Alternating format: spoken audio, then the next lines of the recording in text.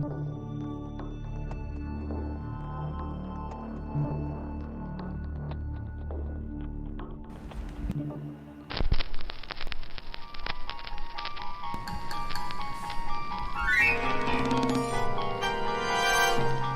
to a world of thrills, a world of drama, of capes and tights, a world where death is a revolving door.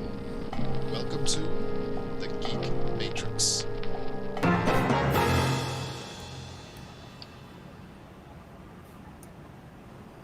Kick it! Hello, everybody. Welcome back to another round of Geek Matrix Showdown. Bum, bum. I say that because, like, we're all back. We're all here. Yeah. It's been like what, a month, 2 months?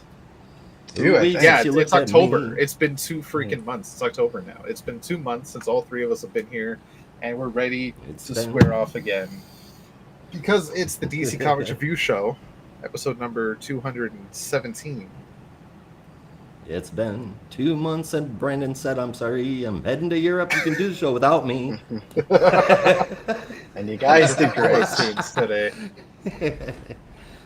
But yeah, so we're here, and longtime listeners will know when the three of us are together, it can be a bit chaotic and can get a little bit haywire. I honestly don't think it's going to happen today because there's not many books we have that I think will cause a bit of ruckus, except for maybe one, maybe two, but we'll have to see.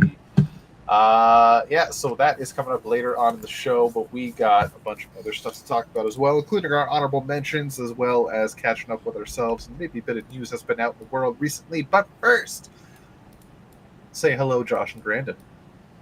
Hello, Josh and hello. Brandon. Oh wait, I did that What wrong. a Say riot. goodnight, Grace. Oh shit, hang on, where's the chat? Where's the chat? I see Russell X. Russell X TV. Shout out to Russell. What's up, Russell? Honorary Geek Matrix member. Yeah, in fact, Welcome Russell, back. you should join the Discord since you're on Discord all the time. Yeah. In fact, for a split second, I will cover up Josh's face, scan that QR code, and you can join right now. If I don't see your name pop up, I'm going to text you and tell you to do it.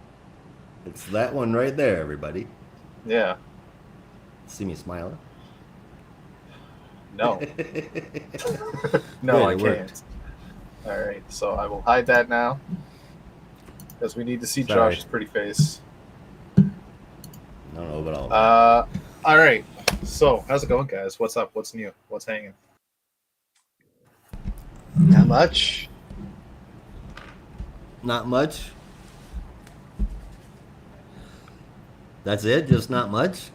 Yeah, I mean, Wow. it was, I got sick this weekend. That wasn't fun. So I'm still kind of that sucks. getting better from my cold. It's like I think the last time I had a cold that was that serious was probably January, and even that one only lasted like 2 days. So this is the longest cold I've had in a while. It feels like, but doing better now, so that's good. I don't know. I don't really have anything else. Oh, I picked up where is it? Super Patriot by Robert Kirkman, Nice. Cory Oh, Walker. nice. Which actually, yeah. I saw this and I like freaked out because I was like, how in the world did this random store in Bay Ridge get their hands on this? Because it's like notoriously out of print. Yeah. But the even better part was I flipped it around and I was like, oh yeah. What? So I was pretty happy about that. I haven't read it yet, but hopefully it's good. But yeah, they go for like $30 on eBay. I guess because they're just really hard to find. Yeah. So when for books on my end, I had myself some words with Fan Home, and I have canceled my subscription.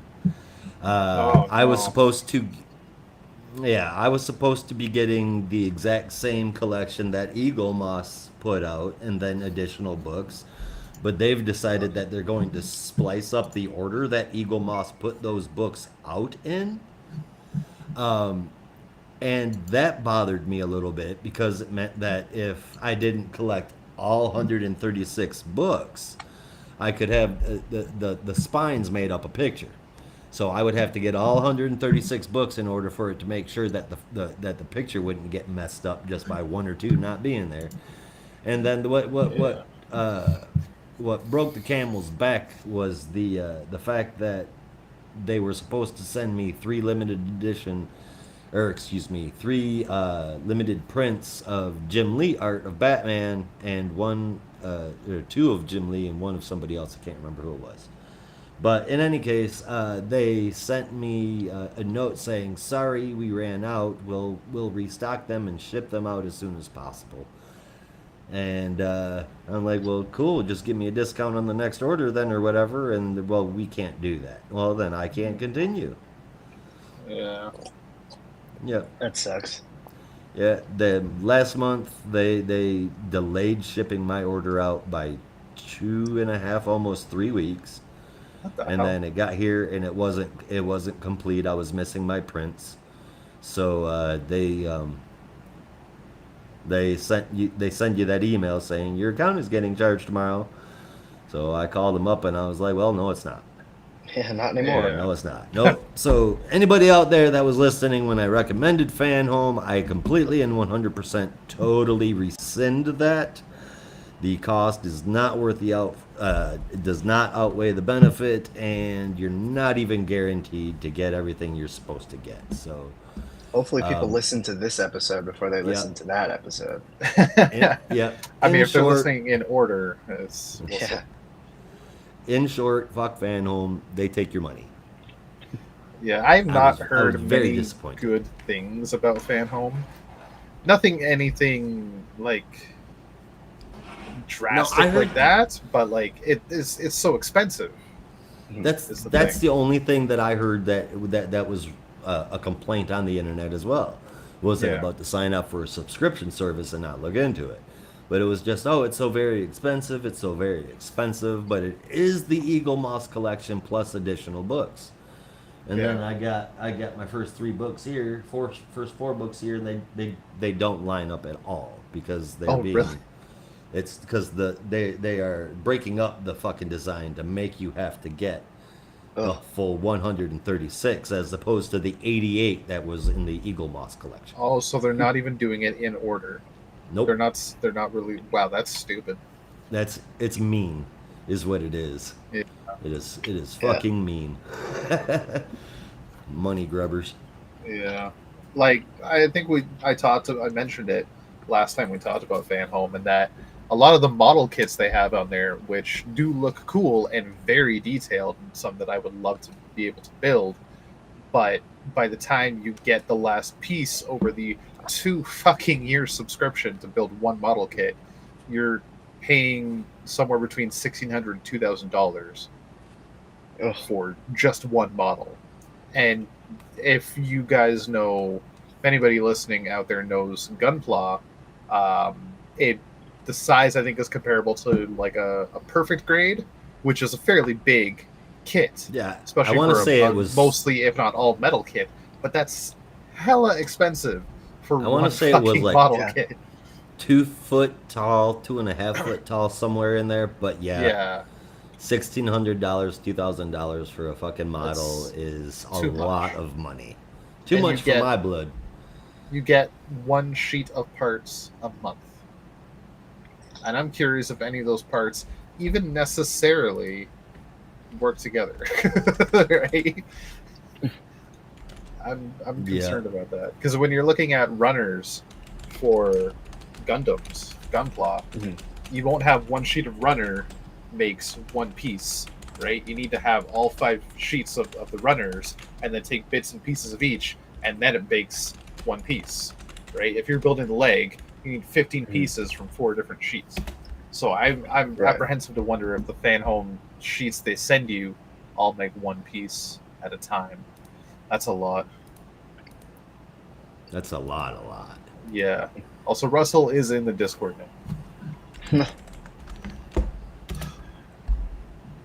Awesome. Like, I'm just there it laughing is. There about he that. The now wrestling shirt. wants wrestling podcast because I keep wearing a wrestling shirt. I'm sorry, I have so many wrestling shirts now. Yeah. Yeah. Oh, you know what? Speaking of merging wrestling and comic books, as we often do, to Brandon's Oh, chagrin at yeah. the beginning of this I've been podcast. Excited to bring this up this week. Yes. Rob, Uh-huh. what do you think about those AEW ads in our comic books this week? I think they're cheesy as fuck, but they're cool to see. It reminds me of old. I have some random issues of really old WWE comics, and when I was reading it, this is something like 15, 20 years ago, and it was this whole thing of like kayfabe, the wrestlers like actually backstage fighting with each other, no cameras, like I hate you, Undertaker, and then like some demons pop out of the sky, like what the fuck is going on? Like those were cheesy as hell and really awkward, but I ate that shit up like it was breakfast, right? This is the same thing here, but I appreciate that they're doing it because it's interesting advertising and they're showing off some of these big name superstars in AEW. I'm excited to see who they're going to do next. And if the image they have at the end of the little story is any indication, it's going to be one of those people. I'm hoping Orange Cassidy gets a cool backstory. I really like Orange Cassidy. Orange Cassidy, he drives me absolutely bonkers. Excuse me. Careful. Oh, that was gross. Russell Excuse me. also likes Orange Cassidy. In fact, he has a picture of Russell. He has a picture of Orange Cassidy on the back of his car. On the back of your car? Yeah. Orange Orange Cassidy's Cassidy is the the best. Well, here's to hoping that maybe his comic book will turn out to be pretty decent and it'll make me like him a little bit more. Yeah. Granted, Russell, don't eat me alive here. I haven't watched.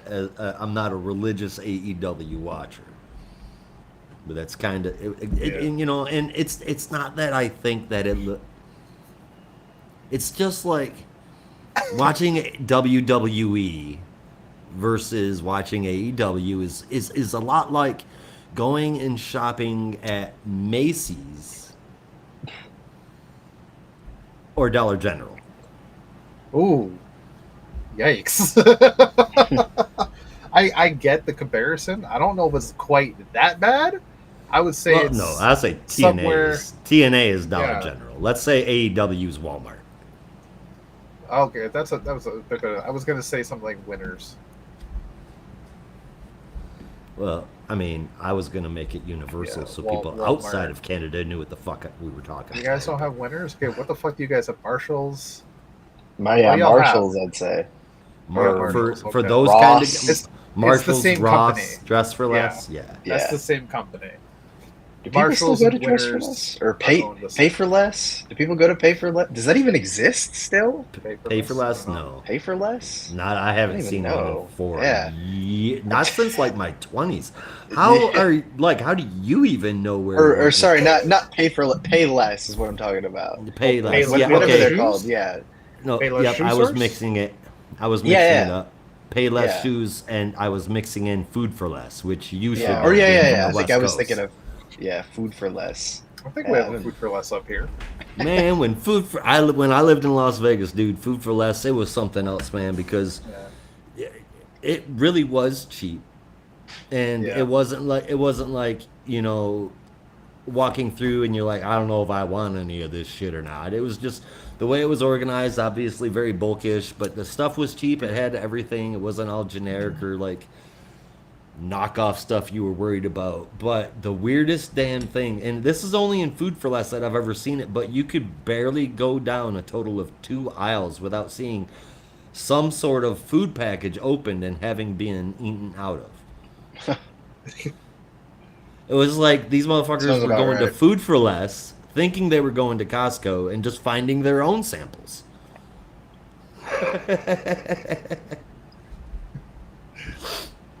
Yeah. I do miss Food for Less though, man. That grocery store used to save me some money on groceries. I can Orange only imagine. Cassidy, Joe Hendry, Cody Rhodes, and Randy Orton. I will give you 3 out of those 4 there, buddy. Joe Hendry's pretty cool. I think he's got a hell of a rising star. on his shoulder there. I think he's got a nowhere but up to go. Cody Rhodes, I'm going to tell you, I think we're heading towards a Cody Rhodes heel turn in the next 2 years.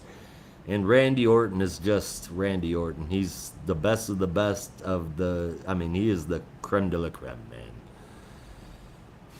I guess that's what happens when you're Cowboy Bob's kid.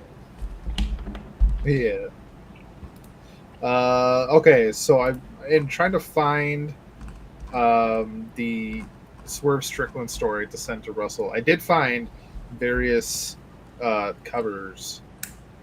I mean, they're just kind of like backup advertisements. I'm reluctant to call them covers, but for various wrestlers, we do have. So we know Swerve Strickland is this week. Coming up, we have Britt Baker, DMD. We got Tony Storm, Darby Allin, Will Ospreay, and Orange Cassidy confirmed. There are images of those covers. So, I'm very curious to see what they do for Darby Allin. I really like Darby Allin and Will Ospreay. That's what I'm looking forward to. Yeah, Swerve, Darby Allin, and hella cool. Mm-hmm. Darby Allin is the modern day like Steve-O. Basically. Yep. But alrighty, I suppose we should, with as many books as we've got, we should probably try to get into them. What do you guys Get think? to it. Yeah. Should get just, to just it. one last thing before we get into the comics. Wrestler, when you say you forgot Ospreay, do you mean Will Ospreay is one of your favorite wrestlers? Because it wasn't that long ago you said you hated Ospreay. Uh-oh. I just need to call him out on that if it's true. Okay, sorry. I'm good. All right. Well, in that case, we're going to go ahead and mark down our commercial break and be right back.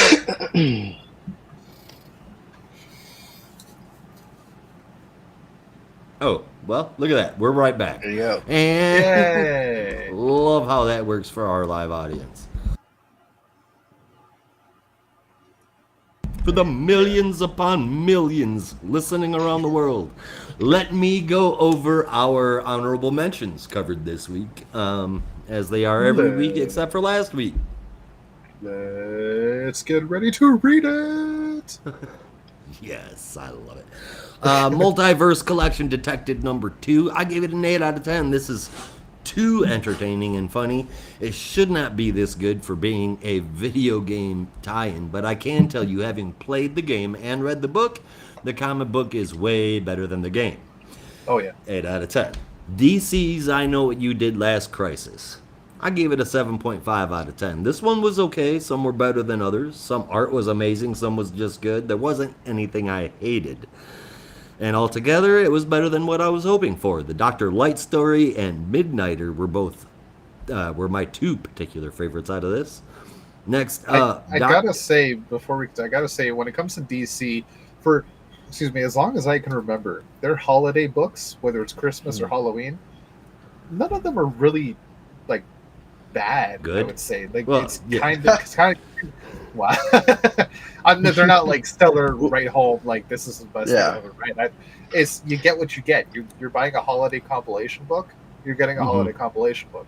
Don't expect anything else. You're getting holiday themed stories from like heroes and villains, and they're going to be passable. But it's consistent. Usually, sometimes for as long as I can remember. At least like the 90s is the first time I read one of these. It's been consistently their holiday passable books. Yeah. And I gotta say, it's impressive that they've been able to keep that up for so long. Well, I will say that over the past 6 months, it's impressive how much and how many anthology books of DC that I've actually enjoyed. Which includes the entirety of The Brave and the Bold, which just blows my mind. I don't understand how DC is doing that, but they are making what I thought was impossible possible. I am like of the seasonal like anthology specials that they put out. I thought this was the one that had the most clever gimmick, which is like each one is tied to a specific. Each story is tied to a specific crisis. I was like, huh, it's kind of cool. Yeah. You know, it's like it's a look back in the past of all of DC's major events, and it's like, whoa. Story from what did they have? Story from Millennium. Mhm. Who would have thought that? You know? Right? Right?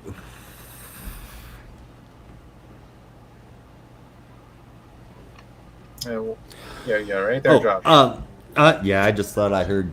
My kids have friends over, and I thought I heard them hanging outside the door. I'm like, that's gonna get noisy. Go away. Anyway, all right. Next up, DC Horror presents Creature Commandos #1. I don't know if Brandon was looking forward to this one as much as I was, but I was looking forward to it. It's pretty much a kick down the door style of introduction to the Creature Commandos, and it has me curious what the rest of the book is going to look like. It is good so far for an intro issue. And let me just finish this little review for that issue up by saying, poor Lucky. 8 out of 10. Plastic Man No More #2, 9 out of 10. This is the best issue that I read all week. This story is something else, man. The art aims to be kind of the light-hearted variety, I guess. Not super modern, more classic, more cartoony looking. But I have a feeling that if they didn't have this series might be too much for some people. It is an absolutely amazing story, and Christ, just crushingly heartbreaking. I cannot recommend Plastic Man No More enough. 9 out of 10 for that one. The Nice House by the Sea #3, 8.5 out of 10.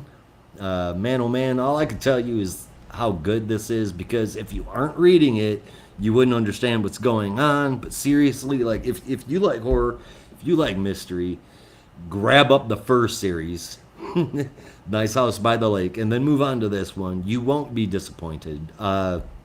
Nice House by the Sea is awesome. Every issue leaves you hungry for more. This is the third one, and I'm dying for the next one every single time. Phone call to Walter placed on hold, please. My adventures, or Walter. My adventures with Superman #5, 8 out of 10. I cannot believe how good a cartoon tie-in book can be on the regular. This one is good. Really good. It gets into some stuff that I never would have saw coming. You guys should definitely be checking that one out. Batman and Scooby-Doo Mysteries #10. And Dash is grading these for me. He gave that one a 4 out of 5. He liked it because he thought it was scary. And Scooby-Doo Where Are You #130. He thought it was kind of boring, only liked the backup, and gave it a 3 out of 5. And those are all the honorables worth mentioning. The interesting, a boring book is a 3 out of 5. What's that? That's interesting. A boring book gets a 3 out of 5. I guess he grades shit like you guys do.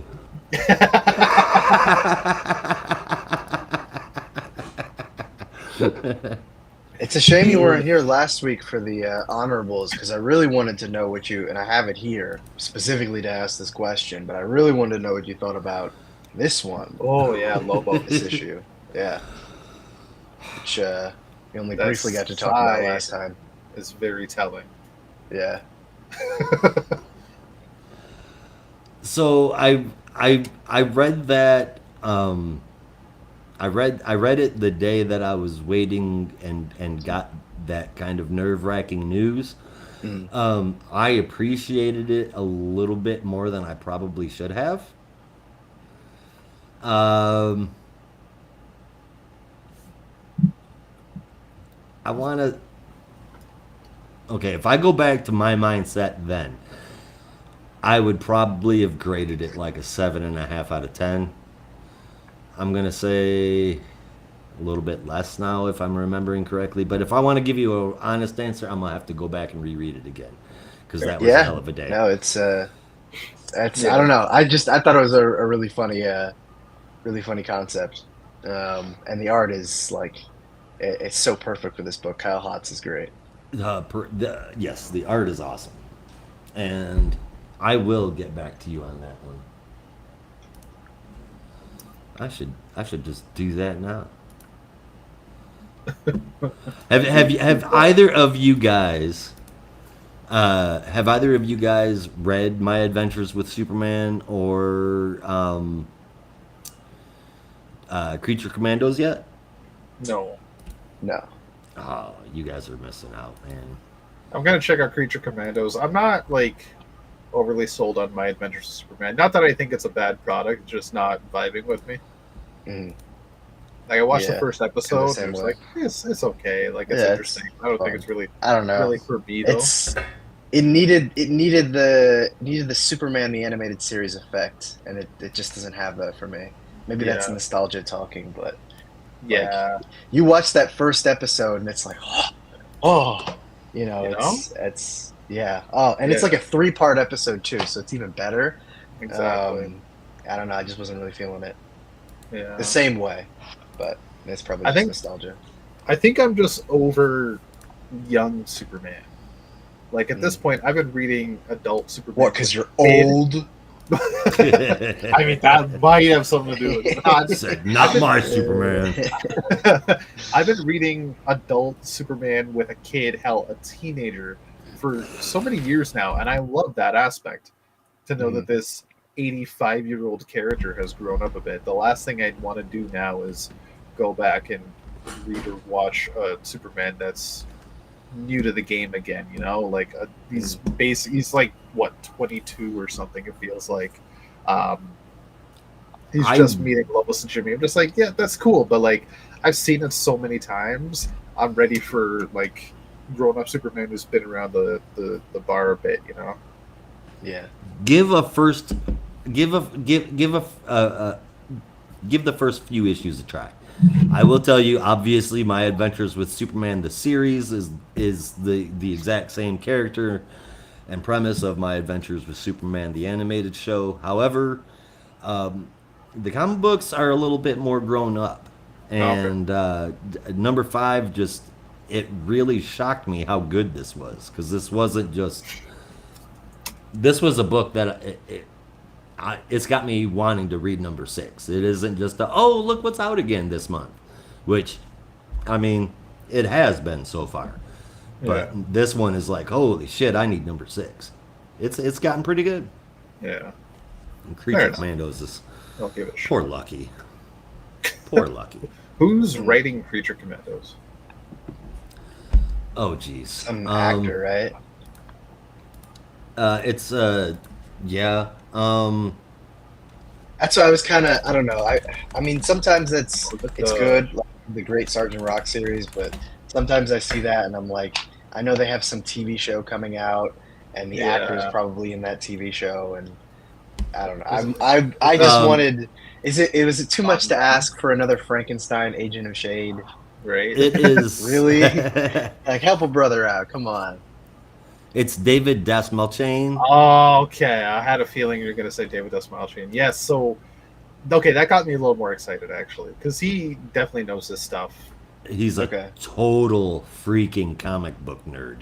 Yeah, like if I get what you're saying, Brandon, and I 100% agree, but we might not be disappointed with this at all if David Desmalchian is writing it.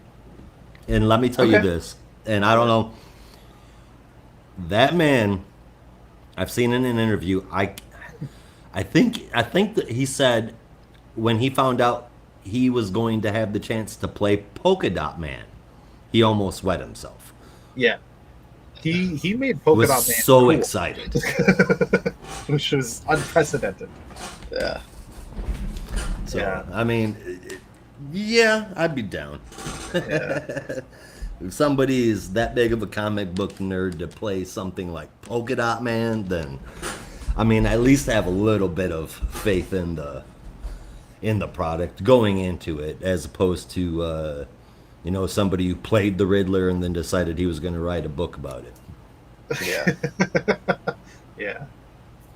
And Bruce Campbell Yuck. writing Sergeant Rock, I want to say that was like a passion project. Fucking Yeah, hell. that was well, but he had actually. I knew he could write a comic, and I'd actually forgotten. I know when we did he's the review, done I it was like, before. "Whoa, he can write it." But yeah, he did. He co-wrote the Man with the Screaming Brain comic, Wait, there was a like comic? tie-in. Man with a Holy Screaming Brain shit. comic. Him and Rick Remender did it with.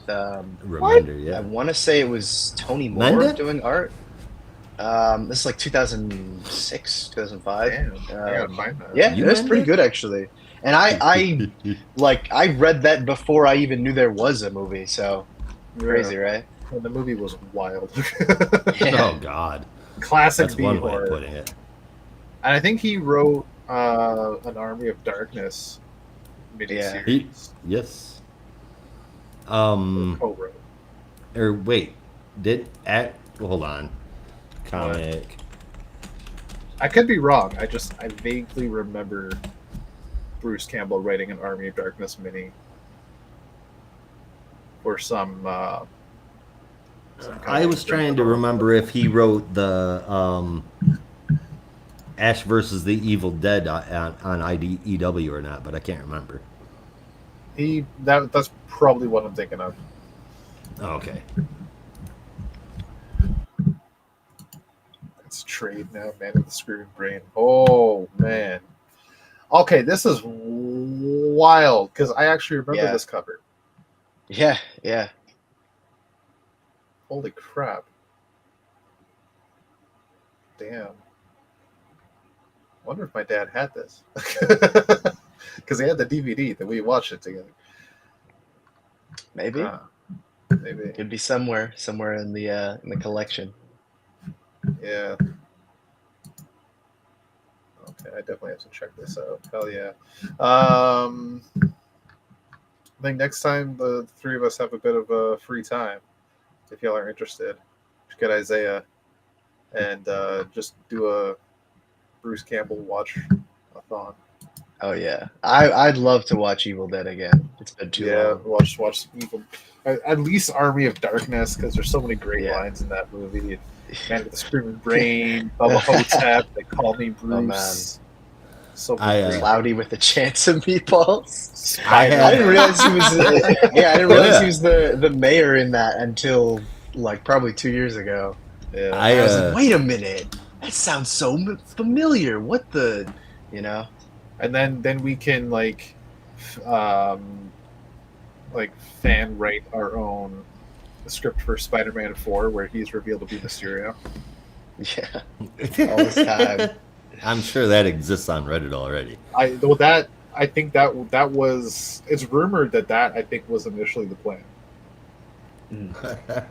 Sweet. and that's why he was in like those 3 movies in 3 entirely different roles.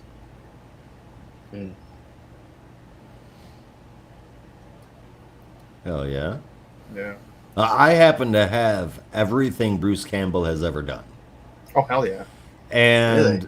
like just maybe the world's biggest horror B movie collection ever. So I mean, I'm down for any kind of Halloween watch party because I've got everything from the top of the line stuff that everybody's heard all the way back to things like Night of the Lepus. So I mean, holy shit. my friend, I invite you to look it up. It is Night of the Lepus. Lepus. Yep. It is really bad. It sounds bad. It's almost as bad as Mansquito. Mansquito. I'm sure it's terrible, but that is a 72. great title. I can't lie. The Mansquito, yeah. Mansquito versus Sharknado. DeForest Kelly? Hell yeah. What? He's in Night of the Lepus. That's depressing. I guess those Star Trek royalty checks were Yeah, not as profitable in the later years. It was just a downhill spiral after Star Trek ended. Let's face it. My There's bad. only 3 people made out of Star Trek with a good career, and that was Yeah, Leonard Nimoy, William Shatner, and George Takei. George Takei. Thank you. Yeah. Couldn't remember his My fucking name. God. You said, Yeah. hold on. You said who now? William Shatner, Leonard Nimoy, and George Takei. Made it out of there with like decent careers, like good careers well, outside of Star careers. Trek. Well, Yeah, and sometimes going because like a lot of them were still going to conventions and stuff and doing yeah. guest appearances. But like those three went on to do other projects that Yeah. made names for them as well. Really? E.J. Hooker. Right. I mean, T.J. Hooker, really? Are we calling that? I'm not saying everything they did was amazing, but like they did other notable projects. The fact of the matter is, T.J. Hooker. Like, can you tell me anything Yeah. else Nichelle Nichols did off the top of your head? That's what I thought. I don't know. Yeah, I don't know. That's what I mean. That's what I mean. But I feel like I only know T.J. Hooker because people were making comments like, did Shatner ever do anything else besides Star Trek? And they're like, well, he was on that cop show. Yeah. I think he was in a couple of episodes of like The Outer Limits or Twilight Zone before Star Trek. Yeah. He had a cop show in the '90s too, but I can't remember what, or maybe it was Oh, really? 2000s. He's got an unsolved mysteries style TV show that's out now. Oh, is that like where the he Unexplained or whatever the hell it's called? Yep, Yeah. that's what it is. Yeah. Unexplained. And Mystery. I swear to God, when they Boston hired Legal. him, have you ever seen the show? No. Because it's like But I they can hired guess what him it's and like. said, it was like, Mr. Shatner, excuse me. But we were wondering what it might look like on screen if you were to do an impression of William Shatner. Oh, And yeah. that's Well, I think at this exactly point, what it's this just like- comes across at. He's so far into that style of speaking that it's just who he is at this point. Yeah. Or at least when he's acting. I don't know what he's like in a casual set, like in an interview or something. He definitely has it amped up. I can tell you that Yeah. much. Yeah. For sure. Which is funny because I feel like those mannerisms didn't manifest until after the end of the original series. You really only see it in heavy duty in the Star Trek movies. That's when it's like, oh my god. Yeah. Especially the first two Star Trek movies. I couldn't believe it. I mean, it's really good, but it's just like, every line. Like Spock shows up in Star Trek: The Motion Picture, and he's like, Spock. I'm like, oh my god, just say the line. Just calm down and say the line. Spock, you are my Yeah. greatest friend. My favorite is when what is it, like Decker has a moment where he's right about something, some kind of scientific thing, and he points at him, and I'll find the clip online because it still makes me laugh, and he's like, yes it is. Why did you say it like that? That was so weird. Just say the line like a normal person. Because I think at this point, like, when did the first motion picture was 1979? Okay. Yeah. It had been 10 years since Star Trek ended. I think he Yeah. kind of just forgot how to play Captain Kirk. Maybe. Maybe. Because it wasn't until after that he did T.J. Hooker. I don't know what he was doing between that. Nothing. Royalty checks. Maybe like he was acting on the stage or he's doing He did bit parts. he TV did the shows. animated series, and maybe Oh, he yeah. was being animated Kirk. Because animated Maybe. Kirk was a little candid. He was being a little too animated in the movies. I'll tell you Yeah. that. I feel like people were doing impressions of him exaggerating it, and he just rolled with that exaggeration Yeah. because he thought it sounded good. He's like, oh my God, they love me. Maybe Or, I mean, Yeah. oh my God, they love me. love me.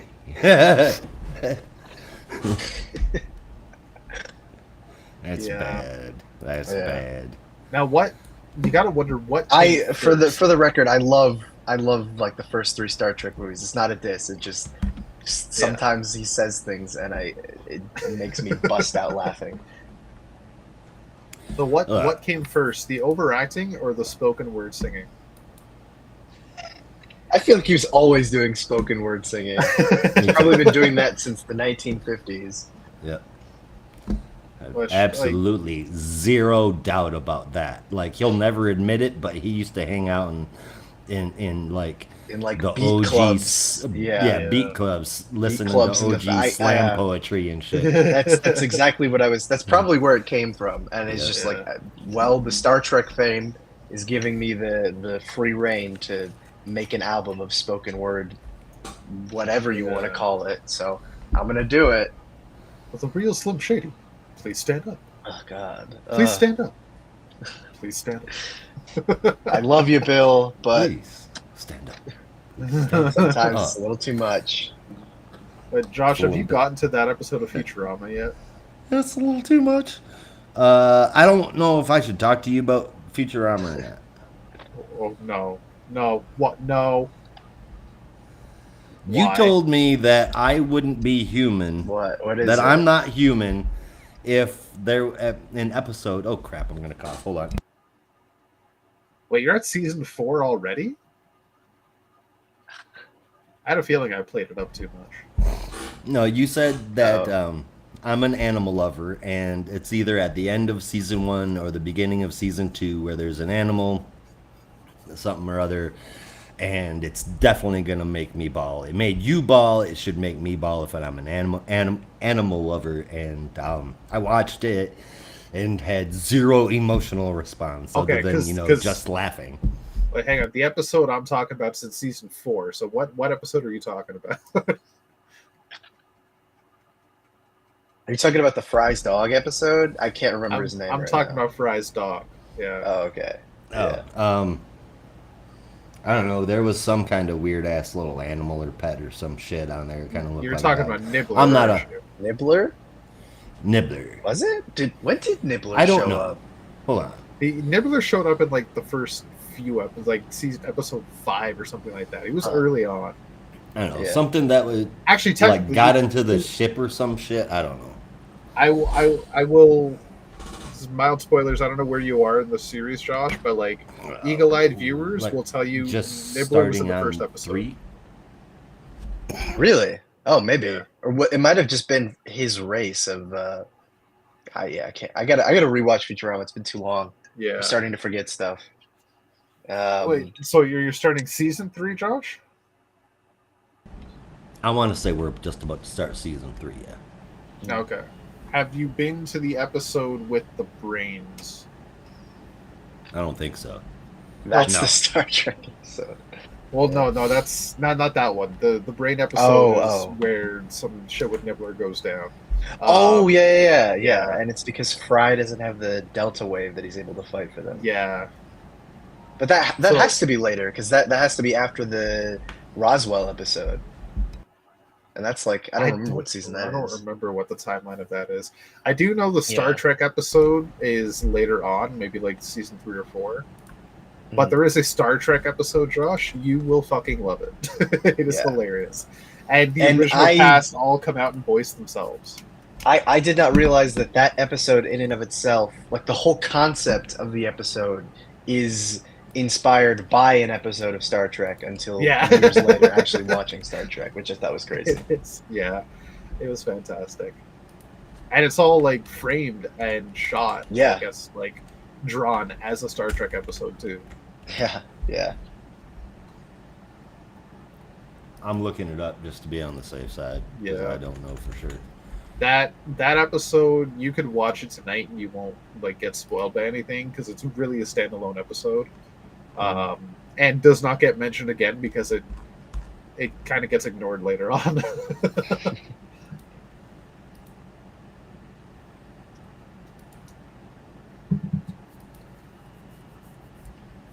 Yeah, it's easily one of the best episodes. It's still to this day, the funniest thing about that episode is the idea that at some point in the future there will be a religion of Star Trek, which That would not surprise doesn't seem very likely now, but it's still is something that I'm like, I don't know, maybe one of these days if someone's crazy enough. somebody needs to start it. Yeah. Well, she no. Um, I am in the middle of. Oh no. Okay. No, I'm not on season 3 yet. Oh, okay. I just finished the one about the Deep South. But what? It's called the Deep South, season Oh, 2, Is episode that 12. the Sunken City of Atlantis. Yeah, the city of Yeah. Atlanta. the lost Atlanta. city of Atlanta. Yeah. Yeah. Yeah. So Man, I how always does this knew work? fucking Well, Coke. I lay my eggs and then I leave and you fertilize them. Yeah, Ah! yeah. thank Man, you. I always knew Wrong. Coke would do weird shit to your body, but nothing like that. If you drank enough of it for a prolonged period of time. Yeah. I always forget like what it was that made them mutate into mermaids. Oh man, that's why I love Futurama. Yeah. It's like, Give me one of my favorite lines of all time. Look at me, I'm Zoidberg, Zoidberg.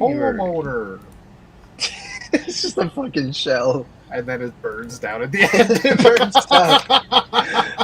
That raises even more questions. It burns down under the ocean. Oh God. My man witch. Man. Oh yeah. Oh, sorry, Josh. Good times. Quite all right. Quite all right. But Do you I have a suppose favorite line so far? Before we move on, do you have a favorite Futurama line or moment so far? 2 seasons deep. Oh, no, probably not yet. Nah. I think, are there any? I mean, I can't even really remember all the episodes. I'd have to look at them because I don't remember. I can remember episodes, but I can't remember which season they were in. Yeah, I couldn't tell you which is which, Um, but I remember so many like hilarious moments Mhm. from that show, Yeah. like Or the the- shell burning down or the worms. Oh well, in Fry's I remember stomach. the episode that definitely sold. I mean, the pilot is great, but the Luna Park episode Yeah. was, for some reason, it just I was We're like, all whalers right, on the moon. got a harpoon. And Fry's like ecstatic to be on the moon. Yeah, Yeah. this is so cool. And he's like- Jump around the moon. I Yeah. was like, this is fucking boring. Let's go home. He's like he sees the fucking guy who's like bang zoom straight to the moon. He's To like the moon. they didn't say that. It's like Just the metaphor for beating his wife. Oh god. World's first astronomers. Just one of these days, Alice. Bang. boom, Bang, zoom straight straight to to the moon.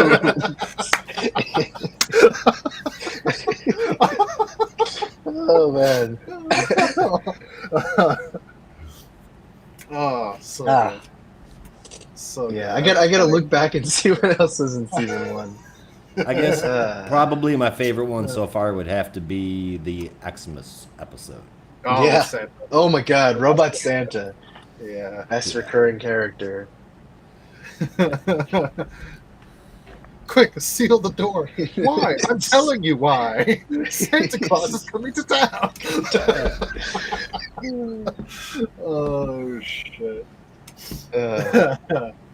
He becomes a How about- semi-recurring character. Josh. Yeah, I love how everyone was on the naughty list except Zoidberg, and he shows up and he's like, "Fuck you, Zoidberg. Here you go. Here's this pogo stick." Oh god. Oh That man, was so good. Fry trying to get that damn bird. It mystifies me. The clock at the tower is digital. It's there the whole time. Oh yeah, yeah. It changes and he fall. Yep. Oh, How do you guys Christ. remember? How many Oh, times on average would you say you have seen each episode of there's a period where I was rewatching it a lot. It's been First years, four but seasons, maybe like 4 Yeah. or 5 times. yeah. I have it on DVD too. Like, oh, so good. I'm not joking when I say it might so be many times. the greatest cartoon of all time. Yeah, I don't know. It was always one that I felt like I could go back to and enjoy. Yeah, like And I enjoy it more than The there's- Simpsons, which maybe that's a controversial take. I don't know, but I don't blame you there. Like, because for me, it's the humor is almost Mm. timeless because it's set in the future, and there Yeah. are occasionally dated jokes, but they're so rare because the humor is so mm, quote unquote ahead of its time, really. yeah. And it's just absurd. I don't know. Yeah. That for me was It's what just was it. always the funny thing. It's just you could Yeah, point to an episode of Futurama and it's like the most ridiculous concept. yeah. Or it's I think the last one I rewatched was Bender participates in the Robo Olympics, but he's scared of participating in the bending competition because all of them are like super strong. So he's like, well, I'll just do it in the Fembot competition. So he gets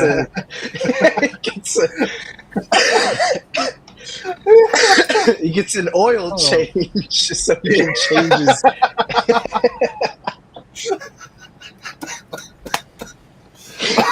It's like, I mean, he's got the best part is like he gets the oil change, so he becomes a fembot and he wins, and then he starts falling in love with Calculon. Yeah. It's like, oh man, that's what I mean. It's every episode. It's just you could point to it and you're like, this is the most ridiculous concept, but it's great. When Or, oh my no, I think the one that the episode I probably rewatched the most was when the Planet Express ship goes full 2001: A Space Odyssey. Oh, which? It's like they have the onboard AI for the Planet Express ship. Bender sleeps with them. Oh man, I've seen that episode so many times. Look, Bender, 10 years. He's like, oh my god. So I'm going to be completely honest with you, Planet Express ship. Those women, they were my accountants. Okay, I believe you. I'll see you at home. Yeah. Oh my god. And then, oh wait, no, my favorite line is there's like Leela's like, you have to find out that happiness comes from within you, and she's like, but Bender is within me. Oh man. Fry's like 2 a.m, gets a doorbell, he opens the window, the ship just floating there. Oh hi Fry. Is Bender home? Is Bender home? Oh hi Planet Express ship. Oh my god. Oh man. Okay, we're getting lost in the sauce. Last one I'll mention is the Poplars. Poplars. Yes. And Burns Ball. Jackie Robinson.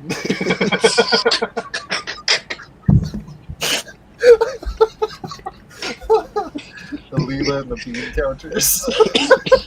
All right, it's before we lose absolute control of the show. It is time for Rob to talk to us about absolute power.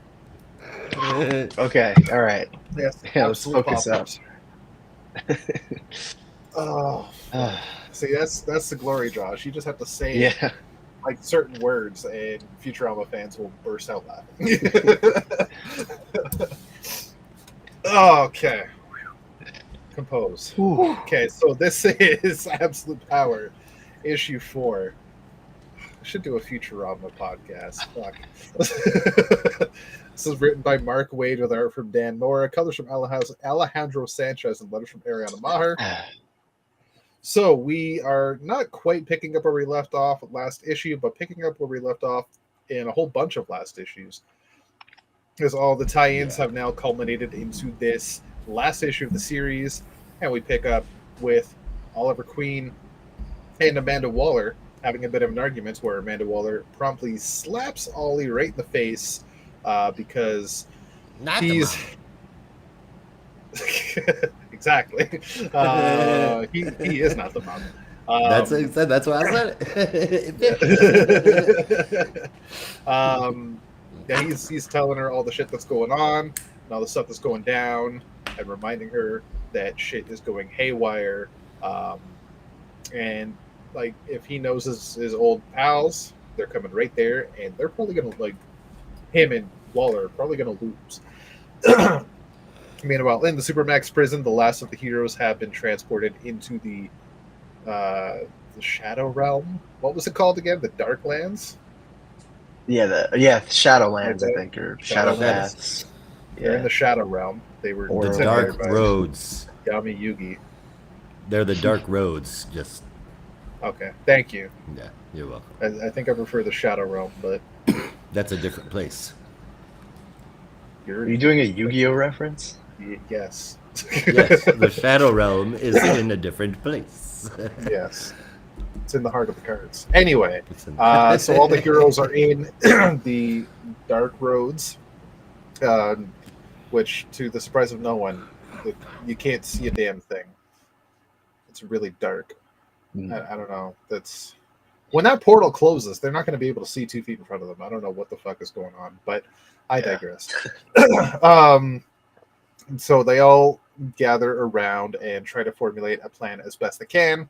Nightwing is the one with that plan, and everybody's splitting up into various groups, with the biggest team, the main team, heading with Nightwing, straight to the front door of the Supermax prison. Or at least Gamora. Gamora. Every time I say Gamora, I'm thinking Guardians of the Galaxy. Waller's Gamora home base. They head in, and while most of them don't have power still, they are equipped with various weapons. Just like the weapons that the Argus army are equipped with, that are various weapons that were taken from the Hall of Justice that the League once had, but they were tampered with prior to Amanda Waller's army taking control of them. So as the army begins to use them, they instead get electrocuted, and the weapons are useless, which gives the heroes just the upper hand they need to fight against the army. Meanwhile, in the sub-basement of the Supermax prison, the Flash is up against Baroness Blitzkrieg and Thunderjolt, as well as Johnny Quick from Earth 10, Earth 13, and Earth 3, respectively. He is one of the only, if the only, speedster that has speed left, but now he's going up against 3 evil speedsters at once, and it's faring to be a bit of a tough fight. Johnny Quick is able to activate the multiversal portal to bring in a whole cacophony of evil, superpowered people from all over the multiverse. So that's leaving Barry Allen in a bit of a tight spot. Meanwhile, above ground, the heroes are doing quite swimmingly, I might add, against the various forces, but it is a losing battle on various fronts, depending on where the heroes are and who has powers or not. Sometimes the fight is being won, sometimes it's being lost. It's a hard-fought battle either way. Green Lantern is able to escape and get inside the prison, and is able to help Barry Allen by holding the doorway to the portal shut. But his willpower is only so strong, as a lot of these superpowered people are thumping at the barrier as hard as they can. He keeps calling that his willpower is only so strong, but this is when various other speedsters show up. Even though they don't have powers, they're helping by adding their own willpower to Hal's, and they're able to supercharge the green energy and hold the door steady once more. Meanwhile, the Amazos, Task Force 7, have shown up, all except for, I can't remember his name, the Green Lantern one. And Failsafe. Jade Stone? Jade Stone. Thank you. Yeah. Yes. So 5 of them have shown up and are about ready to take out the heroes. Toot sweet. But this is also when Batman's plan has come into play, thanks to I can't even find the fucking page that is on. Right, thanks to John Starr and Ted Cord, he's able to fashion a device that will counteract the healing abilities of the Amazos, um, which Batman had recognized the energy signature back in issue 2 from one of the Amazos, and that energy signature was John Starr's. So the healing ability that the Amazos have is actually Starr's equipment, his own technology, where it's sending the Amazos body back through time to a point where it was not damaged in the first place, back to before the fight. Quite an interesting time travel technology. So Star is fashioning a device that will counteract that. Batman is heading there in the middle of the fight to try and attach it to just one Amazo. And when it's attached to an Amazo, it will connect wirelessly to the other Amazos through failsafe and infect them all at the same time. However, he is taken down and the device left behind. So it is picked up by none other than Oliver Queen, who attaches it to an arrow and shoots one of the Amazos right in the back of the neck, taking them all out, including Failsafe. And this also brings all the heroes their powers back, because what the device did was send all the Amazos back to before they were even booted online. So all the heroes get their powers back, with the exception of a couple where the powers ended up in the wrong body. However, that ended up, for example, Fire and Ice, their powers have swapped. Fire has ice powers and Ice has fire powers, which is kind of weird. Yeah. That does get addressed later on, though. Amanda Waller, meanwhile, is screaming blue bloody murder as her plan is failing spectacularly. Nightwing is left standing where Failsafe, standing behind him, is losing power and losing himself. And just as Amanda Waller pulls out a gun and is about to shoot Dick Grayson, out pops Dreamer, punches Amanda Waller right in the face. Surprise, surprise, she's not actually dead. Well, I mean, she technically was, but we'll get to that. Green Arrow outside has rejoined the heroes' forces and is taking down various Gamoran and various Argus, I guess, soldiers, including the Amazos. And this is when it was revealed that Martian Manhunter had been working with Oliver the whole time, implanted a psychic block in Ollie's mind to really make him believe in Amanda Waller's plans, and it was the only way he could infiltrate safely and not be found out. And the psychic implant timed out just as he planned at a certain time, which was basically right before the battle, and that allowed him to rejoin the force of good. And that pretty much ends the battle, except for the fact that the multiversal portal is still open and the Flash cannot get it to shut off. A bunch of other heroes have joined in now to do what they can to help stop it. Barry has figured out how to turn it off, but if he does, they will be cut off from the multiverse permanently, and it'll shut down any connection at all. And since it's the only option they have, he goes ahead and does it, and the the machine explodes as well as the portal, and that saves the day there. Meanwhile, Amanda Waller in front of Nightwing is doing her own little villain monologue and screaming about how the powers are back, but what are you going to do with them, and talking about protecting people and all the shit she did against the heroes to basically say that she had won. And what? As I just we were talking. Yeah, keep going. I don't want to distract you afterwards. All right. That she had still won, despite the fact that the heroes have won the day, but the people of Earth still think the heroes are a little bit too much. But this is when Nightwing reveals his own right hand ace up his sleeve, and man right now is Airwave, whose suit had been upgraded a little bit by Mr. Terrific, and he's able to broadcast every bit of conversation they had to every device across the world. So the entire planet saw Amanda Waller's little spasm there, and that ended the battle for good. 48 hours later, various heroes are helping to rebuild the Fortress of Solitude, and the Flashes are having a little bit of discussion about how the vibrational access to the multiverse is gone, as well as Barry Allen has lost his powers when he destroyed the machine. It took those with it. He does not know why or how, but they are gone, leaving him just a regular old human.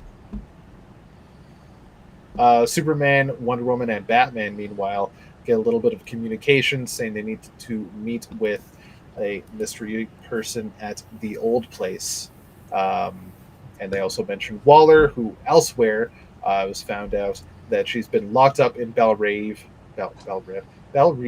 and has a bit of a discussion with Dreamer, who revealed that she might have actually died at the time, but because John Kent was dreaming of her so hard when he was under the control of the Brainiac Queen, he basically dreamed her back to life.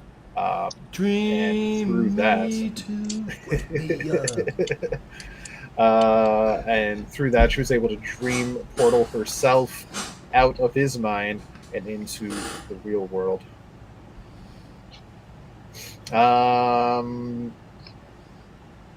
So then the Trinity arrived back at the original Justice League headquarters in the mountain base, which that's what I was thinking was Challenger Mountain, but now I'm not so sure. And it is none other than Oliver Queen, who is there to just have a little discussion with the three of them. Superman starts off about all the heroes that were injured. Batman continues about the powers that have been swapped, and some are nowhere to be found still. And as Wonder Woman continues with a third point, it is all they can do to resist the urge to break his arms. And whether it was sabotage or not, they did get a little blindsided with his undercover stunt. But this is when he reveals that, yes, it was all me, but I do apologize, and I did it for the great purposes, but at the same time, this also revealed a little bit of a problem with what we have going on, that while the Titans are doing some good work, none of this would have happened if the Justice League was still in play. So maybe we should talk about that. And this is when Batman says, we have something to show you, and shows off a new Justice League satellite. And this will be continued in All In Special Number 1 and Justice League Unlimited. Thus ends Absolute Power. Sweet. Absolutely does, man. Hell yeah. I mean, so a lot of stuff Are happened. you showing up? Yeah. Animal Man is okay. That's cool. Red Tornado might be dead. Which is good. Red That's Tornado is not. That's not okay. Yeah. Plastic Where do I Man begin can with turn this? invisible, and Black Canary has heat vision. Yeah. Like Weird there's stuff. going to be some interesting stuff going on. He's for not the even future. Plastic Man anymore. He's Invisible Man. Wait. Yeah. Tupperware. Wait. He's the Invisible Man. Dude. If he doesn't get bandaged, like, That's what I'm saying. yeah. Then he's gonna look too much like Negative Man. Yeah, I think Doom can't do Patrol's that. going to I sue. get confused. Yeah.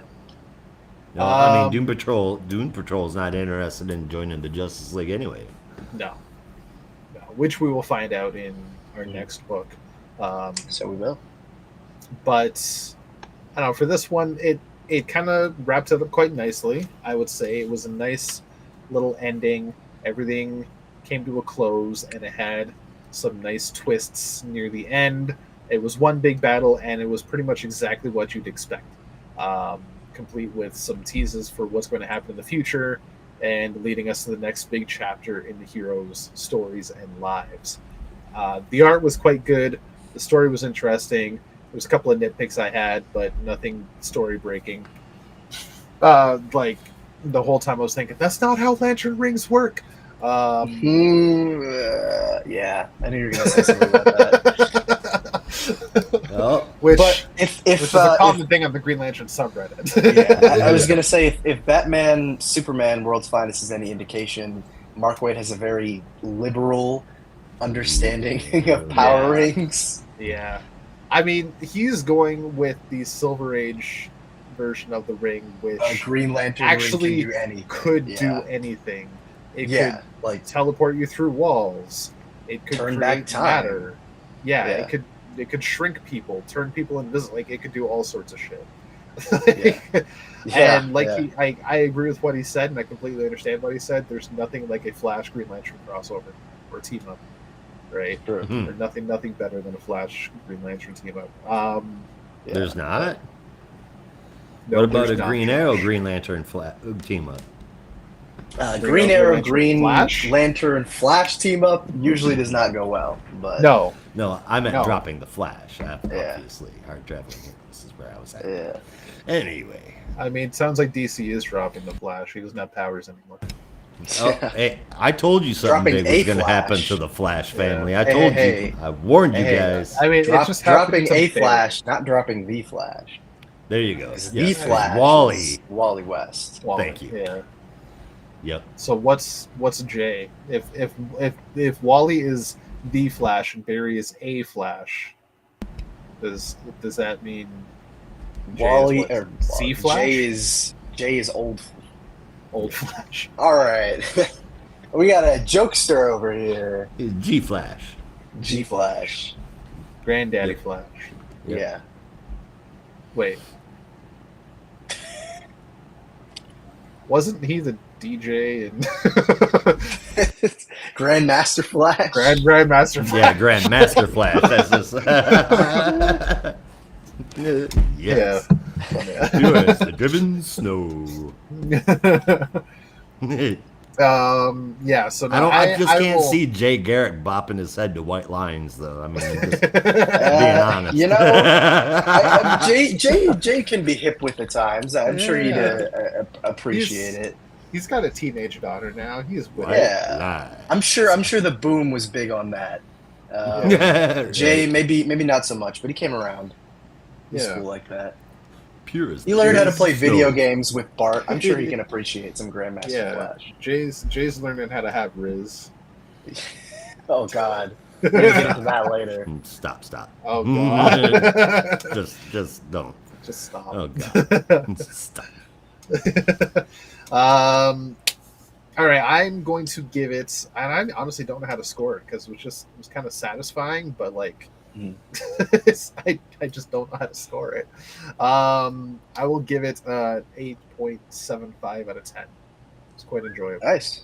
I'm very close. I gave it an 8.5 out of 10. Dan Warren knocks it out of the park. How great is that double page spread of all the heroes getting their powers back, and Yeah. the way Superman confidently is like, I'm back. Oh, it's so Yeah. good. Feels so good. Yeah, but I definitely agree. I mean, it is a very solid, effective ending. It's not perfect because I don't know. I don't want to say it's rushed because it really isn't. Like it built No, towards it's it. not. Yeah. But it's something. There was something about it that felt a little immediate in a way. Yeah, maybe it like was. missing and- something. Honestly, Yes. I think it's my fault and not Mark Waid's fault because they were teasing the whole Commander Star is it Commander Star? I think that's his name. John Star, whatever his name is. They were teasing like what his whole plot thing was going to be and how that might get the heroes their power back. And like I knew it was building towards something, but I couldn't see the full picture. And then they just kind of dropped it in this issue.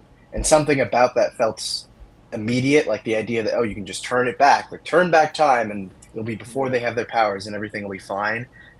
And to the story's credit, they built towards it, but maybe I didn't see what it was because I didn't know the character that well that I didn't really get it and I couldn't theorize what that plot was going to be, and therefore the whole returning of their powers seemed immediate. But aside from that, I felt like it did a fairly effective job in wrapping things up, especially the bit with Dreamer, which I was kind of fucked. A lot darker than I was expecting it to be, but it felt right. And then the moment at the end with Ollie really solidified, I think, the ending for me, in that hopefully Ollie has a bigger place. This almost feels like what Bendis was trying to do with Ollie bankrolling the Justice League, but better in the sense that he'll have a more active role in really rallying behind the Justice League and making sure that people are communicating again. But yeah, the whole moment at the end of him kind of talking with the Trinity and, I mean, admitting his mistake, but also kind of standing his ground. I was like, yeah, this is great. And I'm excited to see where the future of the Justice League is going. So a lot of great moments. Like I said, a little bit immediate in the way that the whole powers thing was resolved. But aside from that, I have no major complaints. Kind of just, it was a very solid home run of an ending. Right on. I have one question before we continue. Is I want to say it was issue 2, Barry Allen got that kind of mysterious communication from somebody, said you need to go here and do this and see this, but that was never revealed who it was. My guess is probably Ollie, because that's the only person who would know, and would be in contact with the heroes, or would have a way to contact the heroes. And I don't know. Maybe was it not revealed? For some reason, I feel like it was, but it could have been, but I don't remember what it was or when it happened, right? Yeah, I can't remember either. Pretty sure that was Ollie. It would make sense.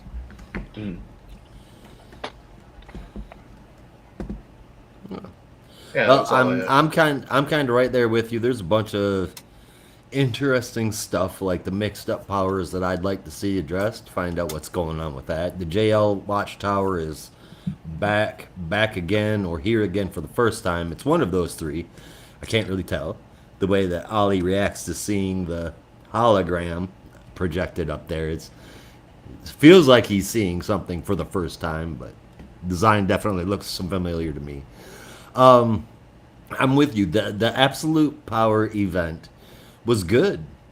Just it does feel like there was something that was lacking. I couldn't tell you what the hell that something was, but it just this ending felt a little diet. Yeah. You know what I mean? Yeah. 80%. Yeah, exactly. There you go. 80% lean, 20% fat. Or maybe 80% fat, 20% lean. I don't know. I think it's supposed to go the other way. Depends on how you like your beef or your chicken. That's not you're right. It's better than I thought it would be, for sure. The John Kent stuff is the only thing that I was completely about, because it just didn't make any sense. But my big takeaways, other than the obvious, like the mix-up of the powers, is what happened to Jadestone? That gives me a question mark, because was he an Amazo? Yes. But was he perfectly linked up with Failsafe? I don't think so. I think that he was able to sever that connection from Failsafe, if I'm not mistaken. That's quite possible. Which means that we could have Jadestone as an Amazo being a guardian of the new Green Lantern cave base on Earth. Yeah. I mean, maybe, but that... I don't really see how that would make sense, because a lot of his power was derived from the Starheart.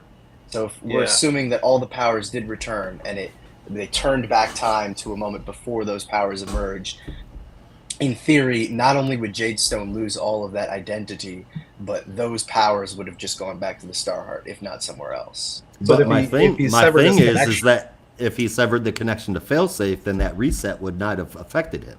Yeah. I mean... Well, no, because it wasn't. What did Star say? It's not his connection to Failsafe. It was whatever device he had that allowed them to turn back time to heal their wounds. It was connected to all of them, so it should have turned it back, regardless of if he was connected to Failsafe's control. Right. Okay, the way that I was taking it is that each Amazo had one of those devices in themselves, not that just Failsafe had one. That each Amazo that's my point. They did, but it was linked. They're all linked, right? So what Star said is that if you damage one of them, it affects all of them. but it affects all of That's the them point. because No, not failsafe because was no, the it's hub, no, that's right? yeah, that's the thing. It's not because failsafe is the hub. It's just because whatever that device is called. It's because those are connected.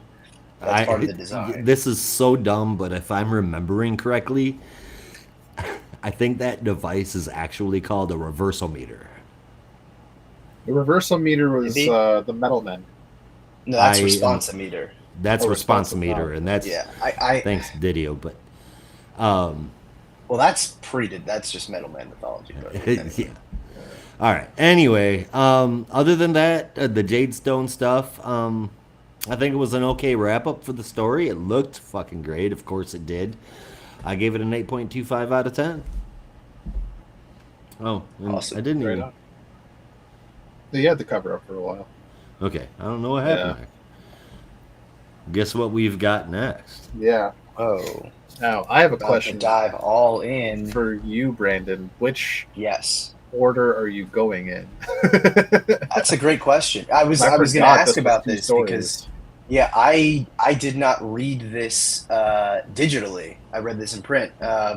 Alpha and So then my- Omega, I would assume. Yeah, so my experience was a little different in that I don't know if it shows on the digital version, but if you blow up my screen, you can see if you buy, just the print version, you get the regular cover, Yeah. but when you flip it over, Yeah, you it get the starts other that same thing. So one. I don't know It's a how the flip book. experience is digitally, but yeah, it's a flip It- book basically. and they The digital coincide in starts the middle. with the Justice League story and then goes into the Dark Side story. Okay, and then what about Yeah. the page where they overlap, the to be continued page? it's That actually it's- repeated. Yeah, Oh. but it's Oh, flipped that's weird. depending on the story, Huh? Okay, right? So I would the just Booster read Gold story Alpha was and then 1A, Omega. yeah. Yeah. Yep. Anyway, okay. Well, let's start with the alpha. But before we do that, I guess I should read out the credits. So the DC All-In Special was written both Alpha and Omega by Joshua Williamson and Scott Snyder, or Scott Snyder and Joshua Williamson if you're looking at the Omega side, with art from Daniel Sampere and Wes Craig on the Omega side, with Dan Mora also providing the center spread that connects the two stories together. Alejandro Sanchez coloring the the Daniel Sampere pages, and Mike Spicer coloring the Wes Craig pages, and Steve Wands lettering the whole thing, and both covers are done by Daniel Sampere. And interestingly, the Alpha special is written by Joshua Williamson and Scott Snyder, but the Omega special is written by Scott Snyder and Joshua I Williamson. just said that. I might have Yeah. missed that. I'm sorry. Yeah. That's what I just said. Oh man, I it's might all have missed good. that. That's I just, so weird. Yeah. as you were saying, I was like, "Oh man, that's my hilarious." God. I completely missed you said that, but I Yeah. I Well- love that little aspect of it. But the reason I mentioned that was because I think you kind of get the sense of who was taking the lead writing with both stories, or at least I did, because their styles are very apparent. But our story begins 52 days later after the events of Absolute Power, with Superman narrating that they had started with an idea that then grew into... I was going to try and do an Avengers, Hickman Avengers thing, but I couldn't think of a way to do it. Because they say the same thing. Anyway. It started with an idea that then grew into this grand plan with contributions from everyone in the superhero community, including all the industries, Wayne Tech Industries, Queen Industries, Terrific Tech, Alien Technology, from Superman and the Green Lanterns and all that, and Wonder Woman, as well as other mystical heroes, imbuing blessing upon this special item before Superman made his plan to distribute, yes, you guessed it, because they've been putting preview art of this all over the place. It's Justice League membership cards that Superman is now distributing to pretty much every hero in the DC universe. Some gratefully accept, some are a little skeptical about doing it, some just flat out deny it. I love you, Damien, but come on, man. You should be. You should be taking that card. Bro, What's wrong with you? I about Um, died when mine came in the mail when I was a Yeah. kid. You guys are too young to remember that shit, but you used to be able to send in money and have them send you a little wallet identification card as a member of the Justice League. And oh man, I miss that thing so much. I wish I still had it. I used to be a And yours registered was superhero. yours was also imbued with magic and Kryptonian technology and all that stuff. Well, I mean, it was never explicitly stated, but I'm sure that would have, Okay, then okay. you got to worry about FCC regulations and all of Sure, that. sure, I think sure, it sure, just was sure. off label. I got you. Right. I mean, they wouldn't have charged me money just for a hunk of junk. Yeah, no. Who would do that? Oh, That would be like a scam or something. Yeah. The Justice League doesn't scam people. Absolutely not. yeah. But speaking of people who do not scam, at least usually, we cut to Booster Gold providing heroics in a burning building, saving some people and taking a selfie. But Booster is kind of different in this appearance in that he's not as glory hogging as we've seen him in moments of the past. I kind of forget the character arc he went through in Blue and Gold, so I don't remember if he was past the point of worrying about social media. But No, he at didn't. least in this end it. appearance, he's more focused on just kind of doing heroics before turning to Skeets as they fly off, and wondering if maybe it's time to head back to. But before he finishes that, he's cut off by Superman, who appears and wants to just show appreciation for Michael's great work in the burning building. And Michael's, of course, humble, but really, Superman is here to personally hand over the Justice League membership card. And of course, Booster Gold is all smiles as he realizes that it's finally come. But it's bigger than Superman even realizes because, of course, as we all know, Booster's from the future and came to the past to try and make up for his sins in the future and all that stuff. But what they did not realize, or at least something that Booster had not mentioned, was that when he was working in the museum, he saw a card, this very card, that commemorated this moment, a moment of great unity and peace. And so this is kind of Booster saying that we've finally come to that moment. The time has arrived where the Justice League is back together again, and this great era of peace and unity is soon to be upon us. Superman, of course, is all smiles and basically tells Booster that they've got a meeting coming up on the new satellite, and of course, don't be late. So we segue over to the new Justice League Watchtower, where pretty much every hero under the sun has made their way over there, and we get a little bit of a preview as to what this new Watchtower looks like, where the greatest minds in the universe have contributed to it. Got magic and science fueling the dang thing, as well as communications orchestrated by Oracle, and of course the Question heading security.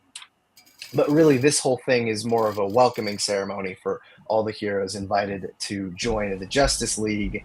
And of course, Booster arrives late. What do you expect? But just as he gets there and Mr. Terrific is saluting the future that awaits the Justice League, something weird happens, and we get a weird flash from the Justice League membership card, as well as a bunch of magic users and people connected to, I guess also the emotional spectrum, because we see Hal affected as well, basically getting possessed and spewing a bunch of upside down backwards words, something connected to the Spectre and Darkseid. And that's when, of course, as you would expect, Darkseid appears with apparently the Spectre bonded to him. So the heroes are very ready and quick to respond as it looks like Darkseid is coming for a fight.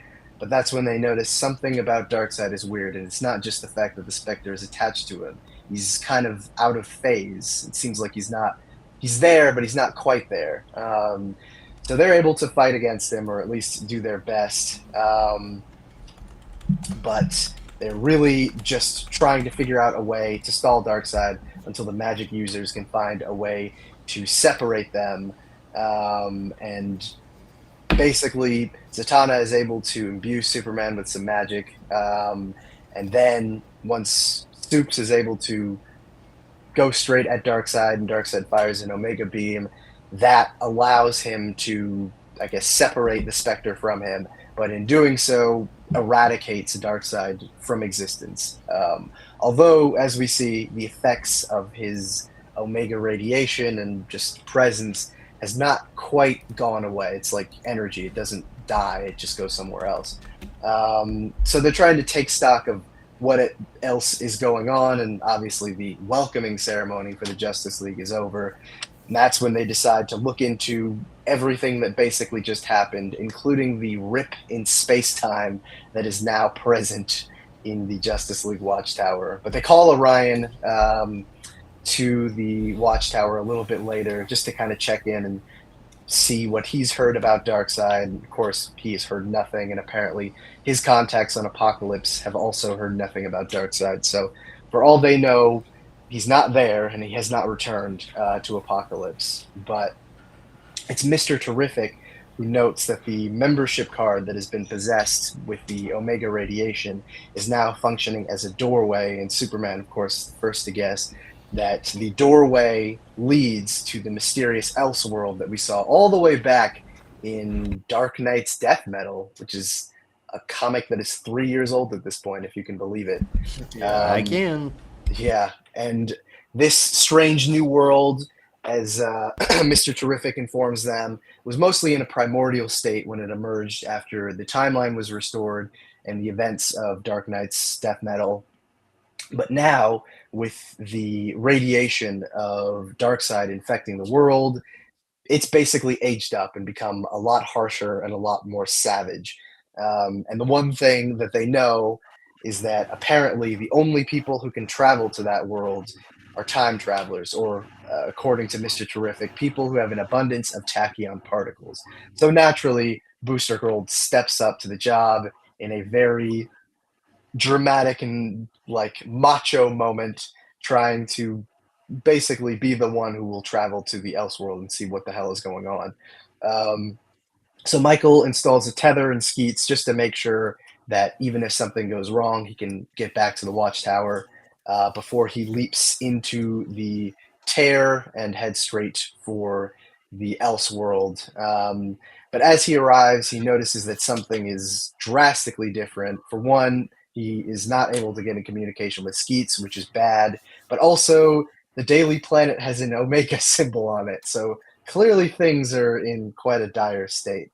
So at the very least, Booster tries to send some kind of communication back to the Watchtower, although it seems like it may have affected things, because when we go back or cut back to the Watchtower, we're at the moment before Booster left, so perhaps time has been affected in some way.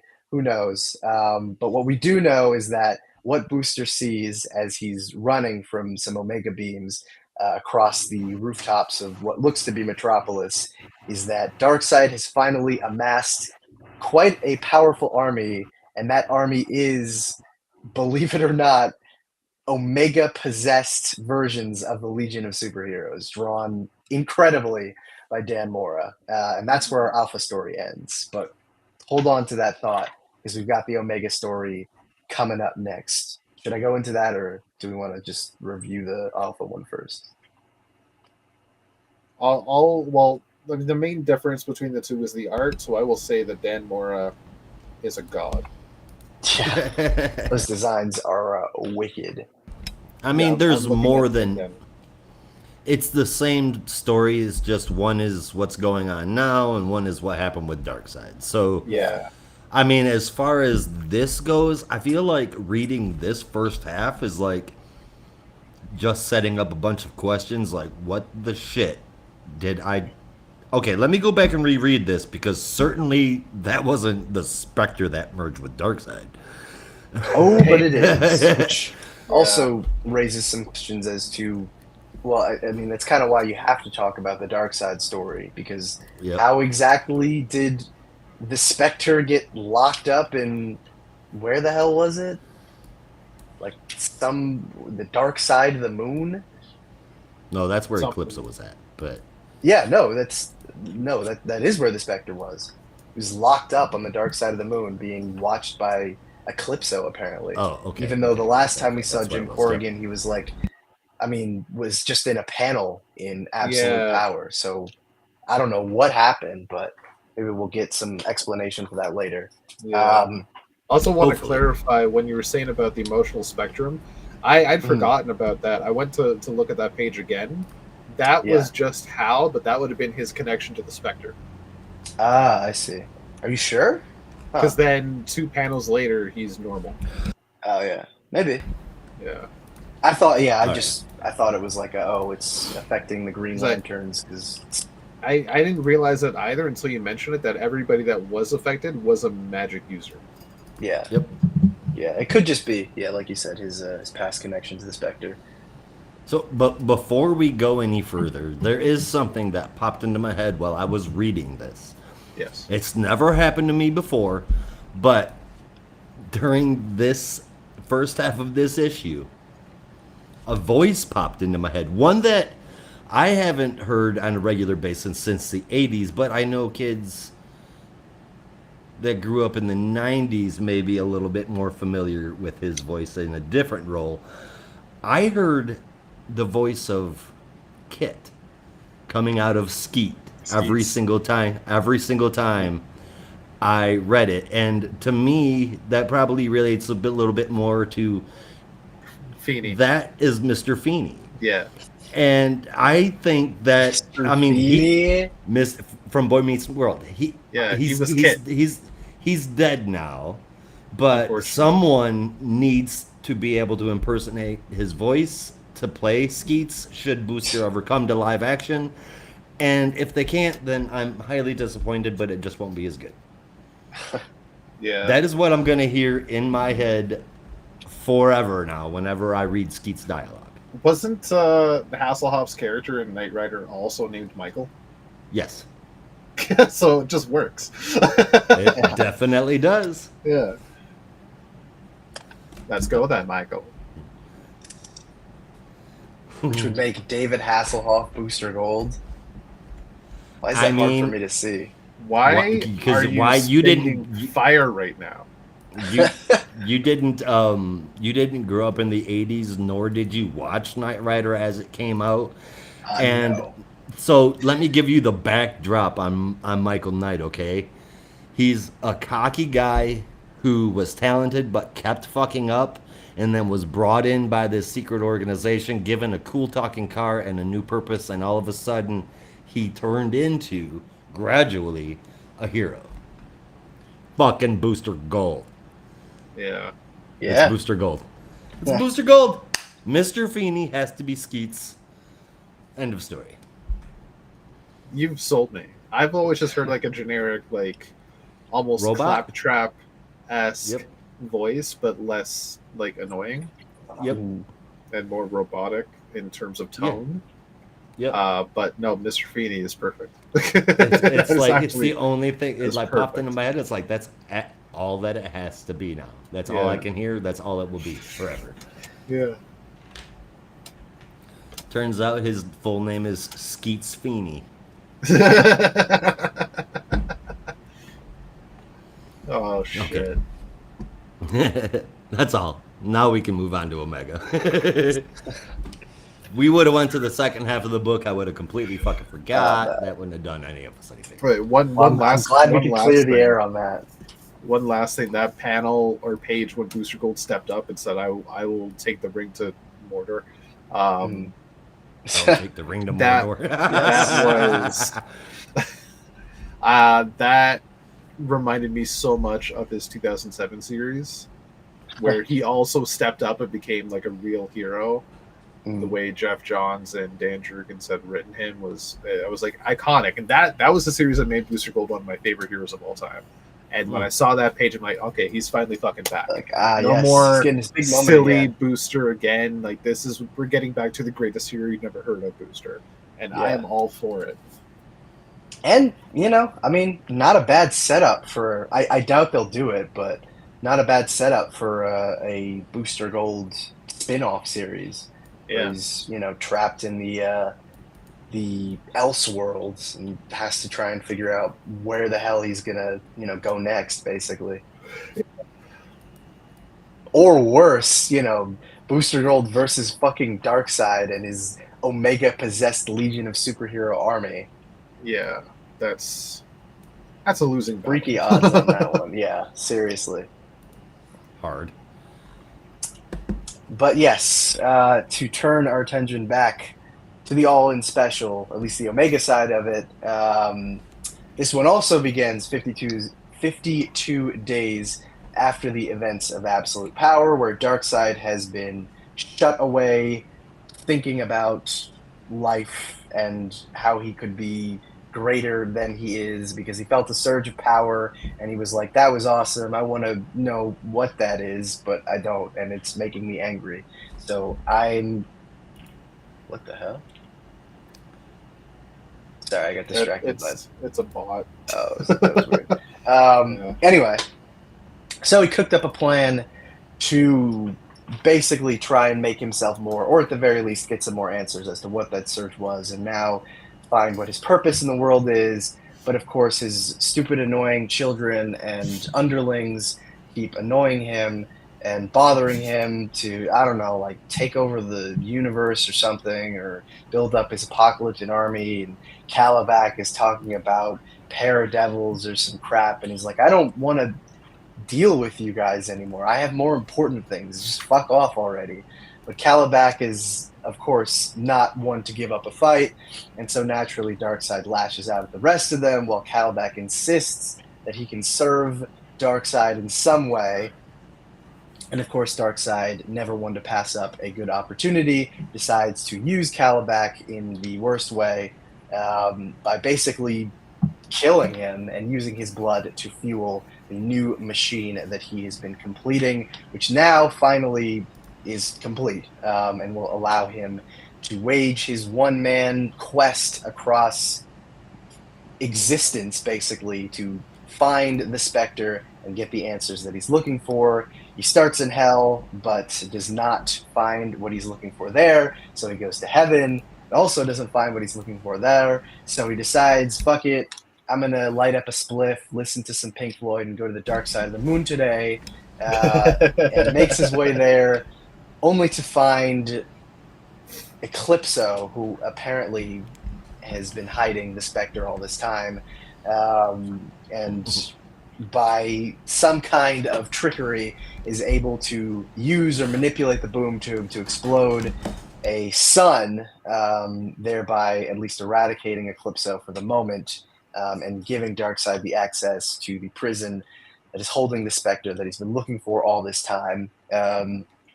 But before he can even make one final move to trigger the merger that we know is going to happen, the Quintessence shows up to try and prevent Darkseid from completing the merger. Yet Darkseid reveals that he has completed, yes, you guessed it, a miracle machine. Remember those from Final Crisis and the Green Lantern? Which he then uses to bond fully with the Spectre, and becomes the malevolent Spectre possessed, or not Spectre possessed, Spectre possessing Darkseid that we saw at the beginning of the Alpha issue. And Spectre, of course, is still kind of fighting Darkseid's will, not completely succumbing to the merger, and basically informs Darkseid that his role is, it almost gets meta for a second. I don't know if you guys got this sense, but definitely did. Basically tells Darkseid that his role, that everything in the universe serves some kind of function in the greater cosmic balance, and that his role is to basically be the antagonist in every situation. And even when he looks into all the possible futures that await him and all the pasts that have already preceded him, every role that he's occupied has been antagonist in some way, and that it's always going to be some kind of version of him being the evil one, the great and antagonist, basically. But now that Superman has kind of been able to take the Spectre out of Darkseid, at least for the moment, he decides that he's going to use this opportunity to pass on, to die, and become something new and influence a new world in a way that hopefully will yield some kind of change in the cosmic order that he's been assigned to. So we see the effects of the Omega energy on the Elseworld, and of course we see the birth of the new absolute versions of all of our heroes, including Wonder Woman, Batman, and Superman, in much more harsh, savage-looking conditions. And then, of course, basically, and this is where, I don't know, it seems like Darkseid has moved to a new place, but also kind of hasn't, because as he tells us, he's now developing this new world to eventually travel back to the old world and crush it. And that's when we cut back to Booster Gold in the same sequence that we saw in the Alpha issue, and finally seeing once again the image of the Omega-possessed Legion of Superheroes and Darkseid lurking in the background, or at least his image lurking in the background. And that is where this special comes to an end. So there's a lot to talk about. So maybe I'll just kind of give my review up front, and then we can talk about all the, possibilities and Easter eggs and possible storylines that may be spinning out of this. But I thought it was a really solid follow-up coda to the events of Absolute Power, and set up for everything that's coming in with All In, and definitely has me intrigued, if similar to, because Rob, I know you and I are reading the Ultimate Universe comics right now, and one thing that we kind of know is that even though each book is separate, it all has kind of the connective tissue of what happened in Ultimate Invasion, as well as certain plot threads that are that are all tied together.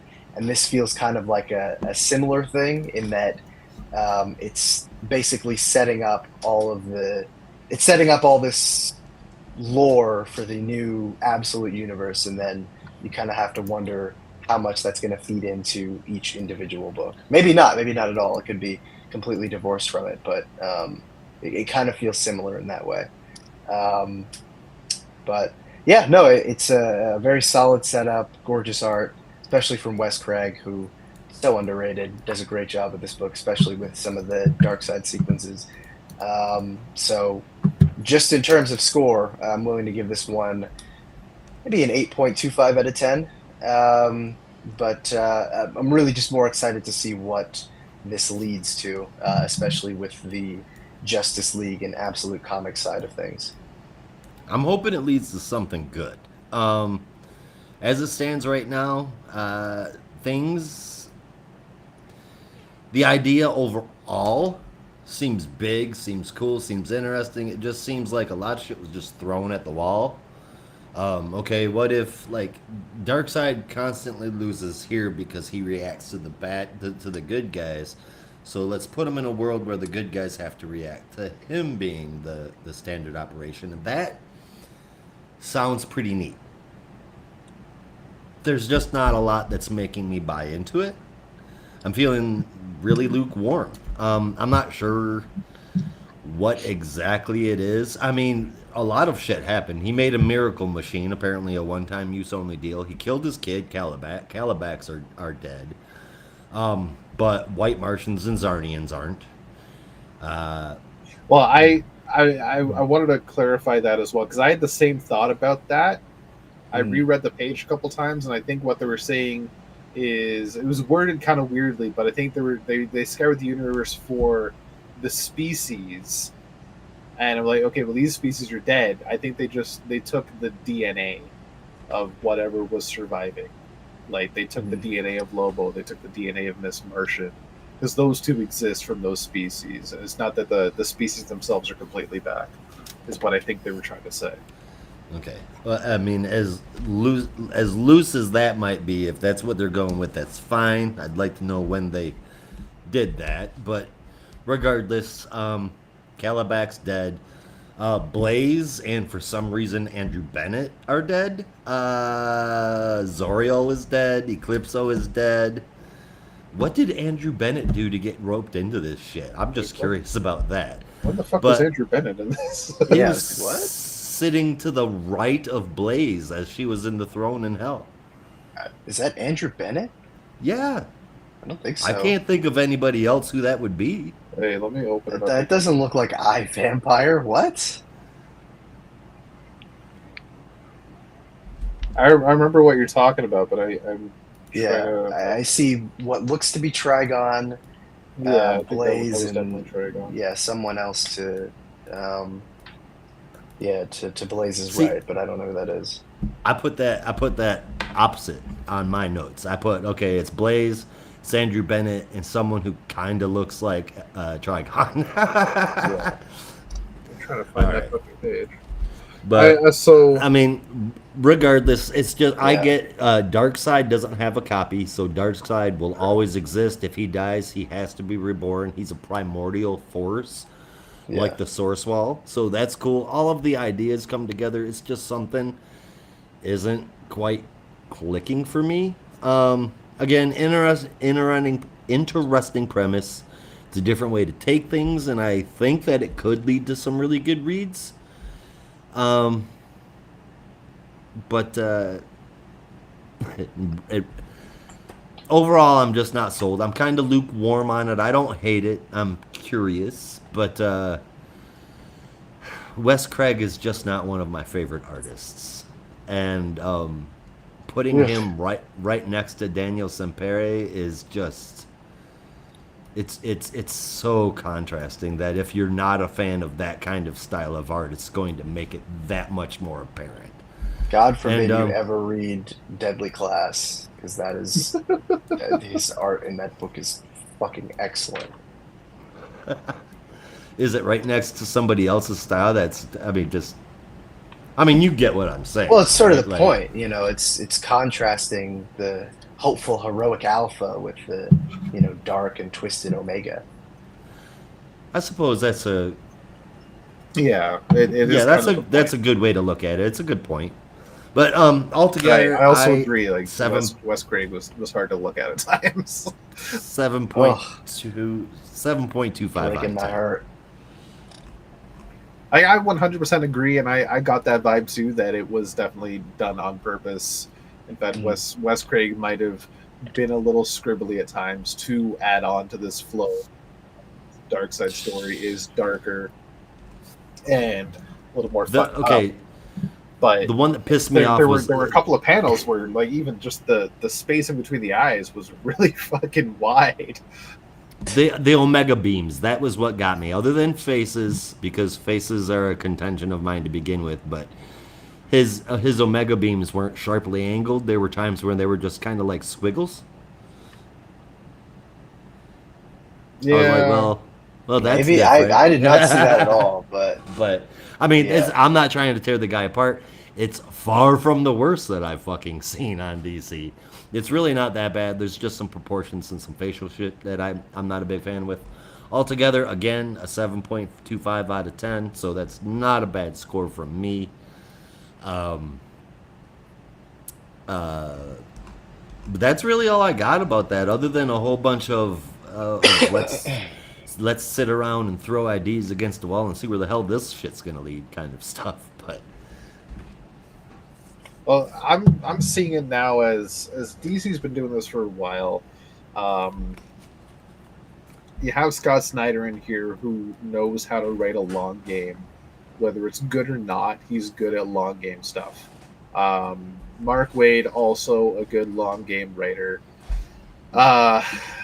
who is also heavily involved in this. And you have so many good long game writers in DC right now. So I'm thinking a lot of the stuff that's in this that might not really make any sense to us is going to make sense 2 years from now. Because when Mark over the Waid comes course out of with the this Booster story, Gold solo, hell yeah. That over time, as the story gets told, we can go back to this 2 years from now. We're like, oh, so that's what that was referencing. That's what that was referencing. That was that. Like this little thing in Batman. Absolutely. Just about this. Yeah. So I think it's all going to make sense later on. They have this grand scheming plan, so it might feel like a lot of stuff thrown at the wall to see what sticks. But I think it's all done with a specific purpose. Like I completely forgot about the whole tease of Elseworld, but clearly they had a grand design for that 3 years in the making. Yeah, Yeah. So for sure. We'll, And I we'll guess see I what didn't really. happens. The whole throw stuff against the wall and see what sticks was just in reference to us, like bullshitting about what's going to come forward. Oh, I see. I'll tell you this: after watching Holly, she signed up for those writing classes with Scott Snyder like Oh, a yeah. few years ago, and you know, he's very much a break it down in phases kind of writer. You got your beginning, your middle, your end, like everybody else, right? But he also has little increments in between, and he makes sure that the details that you need to keep track of will be brought up even in the subtlest of ways so that they never leave your mind. So Right. that you Or can read not a so book. subtle ways. Right, or not so subtle ways, where you read a book and 8 months ago, or 8 months later, it's bringing up something that you read 8 months ago, but when it brings it up, you're like, oh shit, yeah, I remember that because Yeah. of the way that he's written it. So I Well, will. I'm that's never more gonna bag on impact, Snyder. but I don't know. It's my snide, snarky comment was more in reference to the fact that I mean he hasn't done it as much lately, but he had a tendency to over-explain things like Snyder. that are very obvious. You know, very obvious things like something. I'm trying to think. I was reading like The Wake or something, which is a book that he did that I really wanted to like, but I did not like, and I was like, oh my god, there's like multiple points throughout several of the issues where he would just say the same things that would be very apparent to anyone with a cursory level knowledge of reading comprehension. It's like you don't have to over explain everything. Your audience is not stupid. They will know, right? If it has left any kind of emotional resonance, they'll know. They don't need to see it 3 times or have it very clearly stated what happened. You know, Well, that there's would like drive no me ambiguity. That would drive me insane. Yeah, What book was this? it's The Wake. But there are other examples I can point to where it just like you'll have a character state the obvious, and it was very frustrating to me because like you didn't have to say that. You can the classic maxim of show don't tell feels like it is ignored sometimes in the effort of making sure that exactly what he wants to communicate is communicated. It's like you don't This always guy have to was say a it. perfect example of him doing that in Death Metal. Yeah, With Batman, yeah, he exactly. very very much so the guy that came in and said he was like last episode. Yeah. Or it'll be like don't you feel this? It's the start of a brand new era, and it's like, of course, it's the fucking start of a brand new era. You just rebooted whatever that was. Like, you don't have to say it. We know. We just saw it happen. Yeah. Like, Anyway, do you need some that's mouth to ass those are resuscitation? those are the yeah. It's like those are the poor examples. I don't. There are many positive examples I can point to, but it's just like it's a bad habit I've noticed on some occasions. I over explain the shit out of everything, so I can relate. Uh, Yeah, you have no idea what I'm it's. like- You think it's bad talking to me on a podcast? You should try living with me for a I'm month. I'm the opposite. That's why people are always like, "Huh? What did you say?" And I was like, "What do you mean?" Because I sometimes I'll speak in my own terms, and I realize that my own terms are not everyone else's terms. That's probably why it annoys me the way it does. Like, damn it, boy, I'm just speaking like, shorthand. I was like, "Come on, man, get on my level." Anyway, Altogether, I think it was an interesting idea bringing this in. It's just let's see where it goes from here. Where do you guys think it's going to go from here? I am hyped by the end. I honestly have no clue. I think this time I'm just going to sit back and enjoy the ride and try my best not to speculate. I'm just going to see what happens. yeah. No, the only thing I'm speculating is just if they are going to do a similar storytelling approach to Marvel's Ultimate Universe, where they have the threat of the Maker lurking in the background, and Yeah. everything is kind of teasing or related to how that's going to play out. In the I same way honestly- that they're going to do that with Dark. So obviously, Batman will have his own storyline. Superman will have whatever. Peacemakers and Wonder Woman will have her storyline. But is there going to be some kind of reference to the fact that this world was shaped by Darkseid and they have some kind of connection to them? I hope so. I think that would be really cool. It doesn't have to take over the storyline, but it can be an element of it if they're really trying to keep this all tied together. You know what I can't wait for, and this is the only thing I'm going to speculate on, is that in just a little over a year, when the Ultimate Universe culminates in the first big story with the Maker's return, we'll see where the Absolute Universe is at, and they're going to cross over. Yeah, that'll be something. And that's going to be the lead into Secret Crisis. Oh my god. Oh my god. You and your freaking Secret Crisis. I'm not letting that go. You need to give it up. John's Never. dead, buddy. John's Like hasn't a given up anything. conspiracy theorist at this point. The dream will live. The dream will never die. I'll build my own miracle machine. I'll make it happen. Dan wish you Didio would. killed it. Dan would Didio love to killed see it that. all the way. Dan Like Didio's he not killed- around anymore. So many other things. Like Like legacy Allen. characters and how good the Metal Men were. But I will say, the fact that we are getting the Marvel vs. DC omnibus Yeah. print is a very good and sign. the Amalgam Comics omnibus too. Yeah. However, they both keep getting delayed, so we'll see what Yeah. happens. So, Yeah. but But the fact for that that's even years, happening, for years they were, a good for sign. years they were saying it will never happen. We can't reprint them. The companies just aren't talking to each other. Dan Didio. I He know. refused to let it happen. I read a Yeah. fucking article about it. He was like, I want nothing to do with that. If our characters can't stand up on their own, then we have no business having these characters. We're not doing our Yeah. characters justice. Yeah. I'm like, stroke yourself, buddy. Yeah. And Anyway. Rob, to make it on Didio's way out of DC, he wrote Metal Men. And what's the one thing that everybody knew about Didio more than anything else? He doesn't like legacy characters, spin-off characters. He doesn't like that. So Right. in Metal Men, do you know what he did? You got rid of He Platinum. fucking made one. Oh. Nope. Yeah. Yeah. Yes. He fucking made his own. And then just like obliterated the storyline in the middle of everything. And fucking, that was the end of the Metal Men. I don't and that remember really this pissed me off. series. Wait, what did he make? I can't remember. It was a Didio story, so it wasn't that memorable. All I remember is being aggravated by it by the time. I was aggravated but that he was leaving and putting out the drivel that he put out. It was bad. It was The, so the bad. last time I remember enjoying a Didio story was the first episode of Reboot. There you go. That was 1992. Actually, I don't remember everything he wrote. But shit, I know. seriously don't remember Sideways, I guess. that. Yeah, Sideways is pretty good. Probably some short stories here or there. Yeah. I know the kinds of things that he liked to not write or not have written. Fun I character. think he's fucked some stuff up. Yep. He did a Top Cat short story that I thought was pretty funny once. I don't Fucking remember where what? it was. Are you serious? Yeah, believe it or not. The old Hanna-Barbera character. Yeah, fucking Top Cat. Awesome.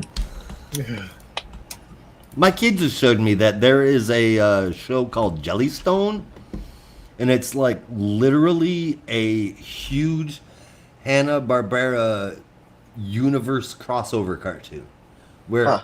everybody interacts with everybody. So I've got to go check that out. He just told me about it like 2 days ago. Right on. Right? And they're like, he doesn't even give two shits about Hanna-Barbera, but he was like, this looks fun. All right, cool. End of the day, though, I'm going to give All In Special number 1 of 1 an 8.5 out of 10. Nice. Stop it, Roku. Stop. Oh, Roku, keep going. Shh. Bark, Roku, bark. Bark. Great googly moogly. Yes, Okay. All right. So shall we carry on? We were thinking that was pretty funny. Wow, Superman Top Cat. That's wild. As wild as towns sprouting in the middle of a swamp. Hey, Not my greatest transition. You say The toms? As towns Sprouting not in as wild as towns sprouting in the middle of a swamp. Oh, Written by G. Willow Yeah. Wilson, or from Masiro Takara, colors from Arif Prianto, letters from Hassan Asmani El Hau, and a cover by Jessica Fong. The book starts out with Janet from HR doing some grocery shopping for her apartment, and of course, Ivy is really picky. Can you guys? Oh, yeah, that's I can hear you. Rob disappeared, Uh-oh. and for some reason, he's got my face. Yeah, that is weird. That is really weird. Rob, don't look like me. It doesn't do you any favors. So the book starts out with Janet from HR. Would you reach out to him on Discord and see if he lost or anything? Janet from HR. She's out there. She's doing some grocery shopping. Ivy is a picky eater, so she's trying to figure out what nuts are okay for her to buy. It's a bit stressful. She gets through. As she leaves, we see someone running away with graffiti on the building behind them that says the Green Knight lives. And then the grocery store blows up. The Order of the Green Knight is an eco-terrorist group. Ivy knows about them but ignores them because, that's what bats are for. She needs to go check out. Yeah. They can deal with that crap. I got better Right? things to I do. got better things to do. But her better things to do is to go check out that town that her and Croc had seen. The one that was in the swamp but wasn't there a week previously. So she does. She heads over to it and she finds out that it's as though the town has risen back out of the swamp after having previously been sunk in for what looks like a really long time. She's looking around. She's finding stuff. Some stuff that seems gross. Some stuff that seems terrifying. Like something is just really wrong with the town. She calls Janet to talk to her, and after Janet gets off the phone with Croc, she answers. Ivy starts to tell her about the town, but Janet interrupts her, tells her that she needs to look at the news. It seems that the news channel is reporting that Ivy has been identified as the leader of the Order of the Green Knights. So we got a problem. Yeah, so we got a problem here. And that's the end of the issue. I think it's really interesting. I'm really interested in this spooky new old town with what looks like might be eyes that can follow you around and watch you on the buildings.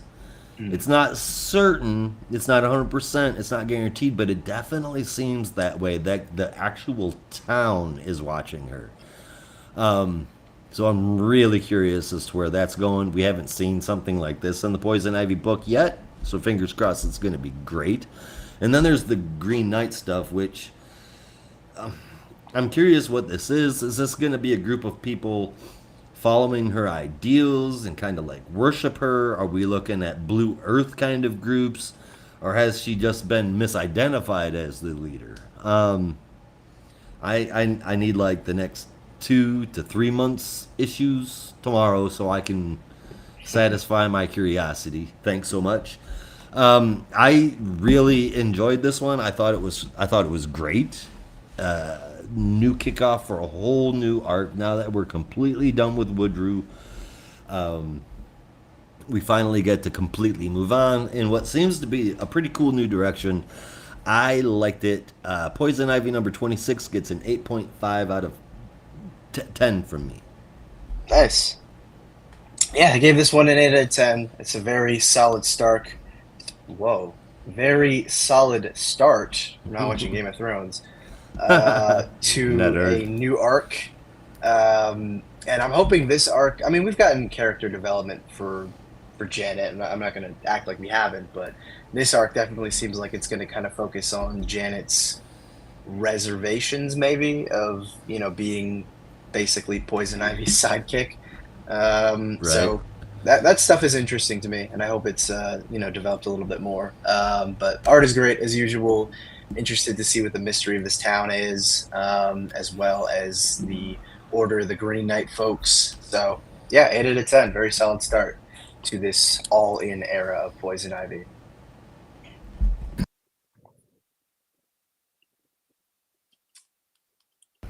It's gonna be.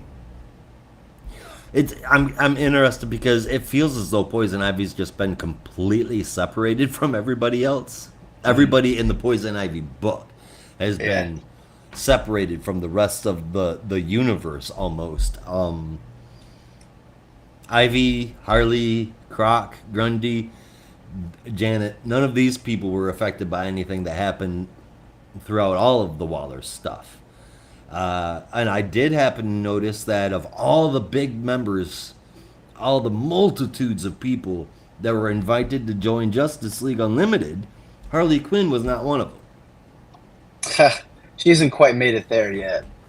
She's approved by Batman to operate in Gotham City. That's literally all it takes. You need a little bit more than that. You need the personal cosign from Superman. No, I mean, I guess she was. Well, you could say she was an honorary member of a Justice League team during. Do you remember No Justice from 2018? Sure. Yes, sir. She was like, I don't remember what team that was. Like maybe it's Team Wonder. It's probably Team Wonder, or Team Mystery. I can't remember, but. Yeah, I guess it is surprising that. I mean, not surprising that Poison Ivy wouldn't have gotten the invite, but yeah, I guess it is surprising that Harley wouldn't have gotten an invitation, especially because even beyond No Justice, if I'm remembering correctly, she was one of the people that John Kent reached out to in Dark Crisis. Yes, who was invited to be a part of his new Justice League. So maybe she got an invitation. We just didn't see it. Maybe that'll be a part of her new all-in storyline. Who knows? Or maybe the Poison Ivy family has their entire own thing going on, which has me pretty excited for the 5 of them. Yeah. Well, I say 5, but I guess I shouldn't count Grundy all the way in. but Ivy, Janet, Harley, and Croc for sure. And Janet's certainly not going to be a part of the Justice League. No, but I mean, like under the Poison Ivy umbrella, I feel like they're going to be off doing their own thing in the Poison Ivy world. And may not be tied to any of that whatsoever, which leaves me happy that I'm going to have an alternative avenue to get into if some of those other books and other storylines aren't quite working out for me. This seems to be heading in its own different direction. And speaking of different directions, so they're not a throuple. No, not yet. Anyway. But Ivy and Janet are sharing an apartment. Harley lives there. I didn't see her there. They were pretty much half-ass cuddling on the couch, and then. Is it just me, or does it seem like Janet and Croc are getting pretty close? That doesn't mean they're fucking. I didn't say that they're fucking, but... Whoa. I forgot you may have kids near your door. Excuse my... No. I didn't say they're... I got cans on. You're all good. Hugging. Yeah, well, at the very least, they're close enough that Janet can talk about work stuff, or at least the fact that she's, like, feeling kind of strung out. The thing is Croc has never had anybody to talk to like that other than Harley. Well, so I think it's really cool. Depending on the continuity, technically Roy Harper from your favorite book in Red Hood and the Outlaws. You're right. But yeah, beyond that, I mean, maybe Enchantress and Suicide Squad. They were trying to make that a thing. Once upon a time, like 3 or 4 years ago. Didn't work out though. But yeah, not too many people in his circle that he's close to. at least in the villain side of things. Yeah, so to me, it's we were talking about character growth for Janet, and I'm seeing like they're turning Croc into like a real regular character, and I fucking dig that. I really do. Yeah, Well, did I give my score for it already? It I was a think you good said one. 8.5. Yeah, Yes, sir. 8.5. All right, and you? I forgot. I gave it an 8 out of 10. You gave it an 8 out of 10. Well, Rob said that he was going to be back in a minute, Yeah. but I don't see him coming back. I think he lied to us. Did he leave? Did Uh, Brandon, did Rob go to the store to get a pack of cigarettes? and he's never coming back. No, I can't live like this. I don't know, Rob. If you're out there, we're waiting for you, buddy. He may have had some things come up. While we're waiting for him, should we take a brief break, or would you like to jump up and start on JSA? Um, I, nice, Roman Reigns. Oh man, yeah, he's a busy man. He's got things to do. I can run through JSA. I mean, I don't know. I feel like we should wait for Rob so he can give his input, but I don't know. It's up to you. I can go All either right. way. Why don't we take a real quick 2 minute break, and we'll see if Rob can't get back with us, and we'll be right back. Sweet. Actually, that's good. I am gonna go to the bathroom.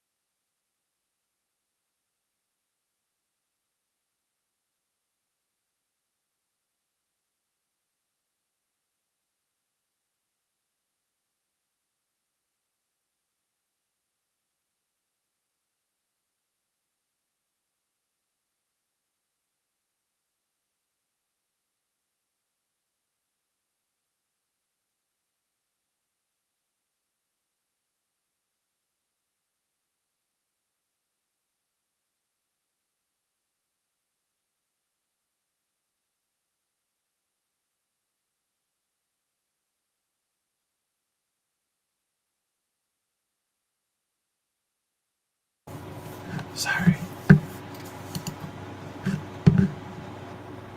Sorry, I'm back.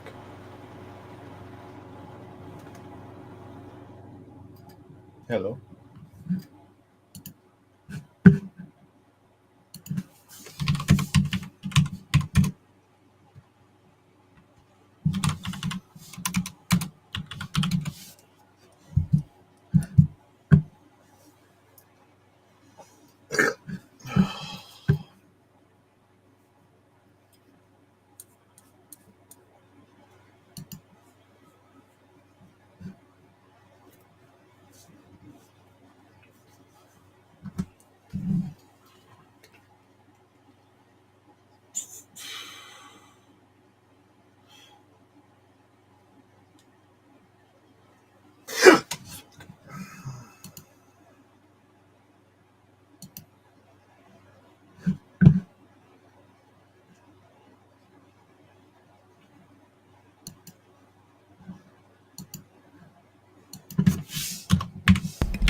Hey Rob, how's it going? Acknowledge me. Why are you slamming on your desk? What did your keyboard do to you? I want to yell at you like you're Liam. Like, if you hit the key harder, it doesn't make you jump higher. What are you doing? It's hitting it hard. I don't know. No, I had a bit of a migraine that I needed to find some Tylenol. You gonna be okay? Oh yeah, I'm okay now. Just needed to step away, get the headphones off my head for a little bit, and try and be silent in darkness. All good. Yeah. All good. Darkness. Well, So emo. outside of darkness, did you have anything to share or shine upon Poison Ivy? No. Nope. It was interesting. It was an interesting new direction after what happened in issue 25 and even more so issue 24. I am really excited to see what G. Willow Wilson has planned next for our Intrepid characters, especially Janet from HR. And I don't care if they dropped the from HR, that will forever be her name. Oh, for sure. I was thinking about that in this issue. I was like, are we ever gonna learn her last name, or is it just does not It's just- matter? It's from HR Just now. from HR. Yeah. As it turns out, from HR is a bit of a misnomer, and it's just like a misspelling of her actual last name, which is from HR. Yeah. Or maybe it's like Yep. from HR. It's actually From HR? like from Ocker. It's like, From it's like Ocker. German or Yeah, something. Yeah. There you go. It's from Ocker. It's like from HR. Actually, oh yeah, never mind. Okay. What? No. I mean, I was doing her reaction, which is Oh. like someone says that. She's like, it's actually, it's okay. Never Okay, mind. never mind. It's just that totally sounds like Janet. All right. Did you? I'm giving the issue an 8.5. 8.5? 8.5. 0.5. Same as me. Excellent. Well, I guess that wraps up. I don't have a beautiful transition since it's such an odd start for it. But, Rob, would you like to cover Shazam for us? Shazam, I would. Shazam, Shazam, Shazam. So this is part of All In. If you notice, I strategically planned these books in a certain way. We got the old story out of the Certainly. way, jumped to the new one, and then all the issues that we're detailing from here on out, save for one, is part of the new All In banner. So everything is a fresh start over, and this is no different.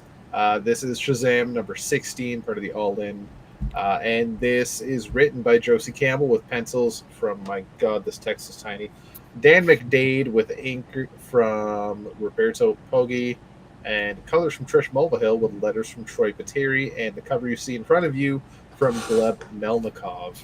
So we somewhat pick up where we left off last issue, still in Philadelphia now in December, our intrepid heroes. The Captain and Mary Marvel have been going around being heroes and are now joining in the Justice League.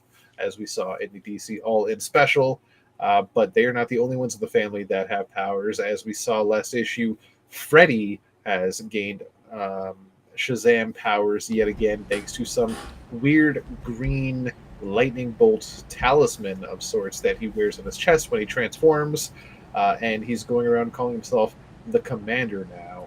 That's because commanders outrank captains, if you didn't know. As he says on the Direct news the same night that Billy was excited to be in the news because he had his first mission with the Justice League. But here is Freddy outshining him as the commander and outranking him as an asshole. But that's besides the point. Done. That was good.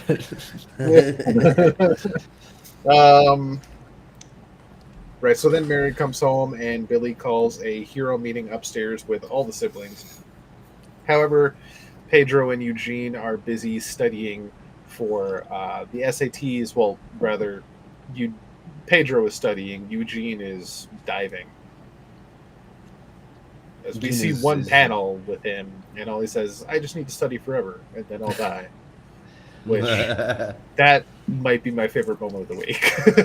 Eugene is me at the end of every, was me at the end of every semester, just locking myself away into the deepest, darkest dungeon so I can study. Right.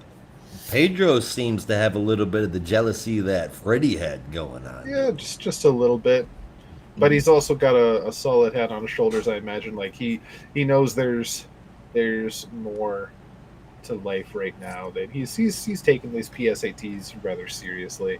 Darla, however, is being really buddy with Hoppy, which she can still not talk to. So far, the only ones that can talk to Hoppy, word to word, is Billy and Mary. But she's teleporting around with her own little homemade Shazam costume, calling herself Darla, Shazam's sidekick, and just running some spy missions, if you will, for Billy. One of which is tailing his latest crush, Bo. Brilliant name. Calling her Bo. Oh. Yeah, I don't know. I thought that was a bit of a cop out, but that's neither here nor there. That's a bit minor, rather.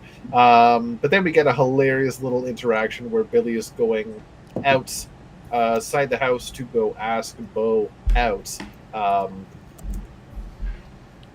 And did that come from somewhere? What? No, Ask I'm Bo thinking out? out loud. Okay. Anyway, go on.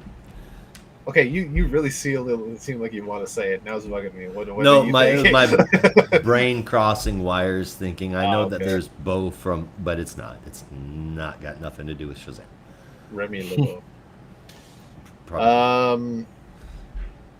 Yeah, so he has his plan where he's going to bust out the best pickup line he's ever heard, and that is, "Are you from Tennessee? Because you're the only 10 I see." And Darla and Mary instantly tell him no. And then he gets a second opinion, calls out the captain, and the captain says, "No, what? Absolutely not. What's that smell?" Then he reverts back to Billy, and Billy pulls out his body spray, which was guaranteed was a lady killer. And then Axe.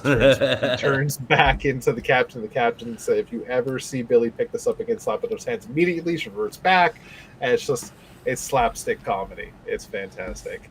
But he storms on over to Bo and begins to talk to her, and out pops Freddy, who has already been talking to Bo, and shows her a new app called Society, which is a neighborhood watch app where people post all sorts of suspicious activities, including and not limited to superhero and supervillain sightings.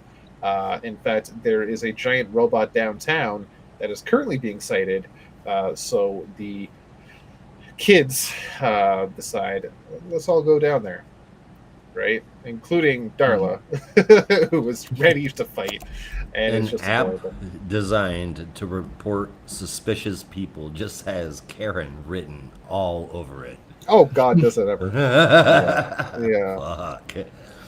Anyway, I Um, found that to be a little cringy. What, so they Riz all didn't do head it for over. I guess we'll get to that later. Yeah, was that now or was that? Yeah, I think that was a little later, wasn't it? Yeah. Yeah. Which I got to comment on that because, well, okay, we'll get there. They get a ride from Bo's dad, who she is told they're just going to the movies, but then they are interrupted by the giant robots. So they all get out, get away from Bo temporarily, and then the trio can all yell out Shazam and turn into their hero forms. And it's a heck of a fight where they all get blasted at certain points. Billy, for instance, gets blasted far away into the city, but comes across some bank robbers. So he heads in to stop them, but then he's electrocuted by one of them, which has some kind of superpowered tech.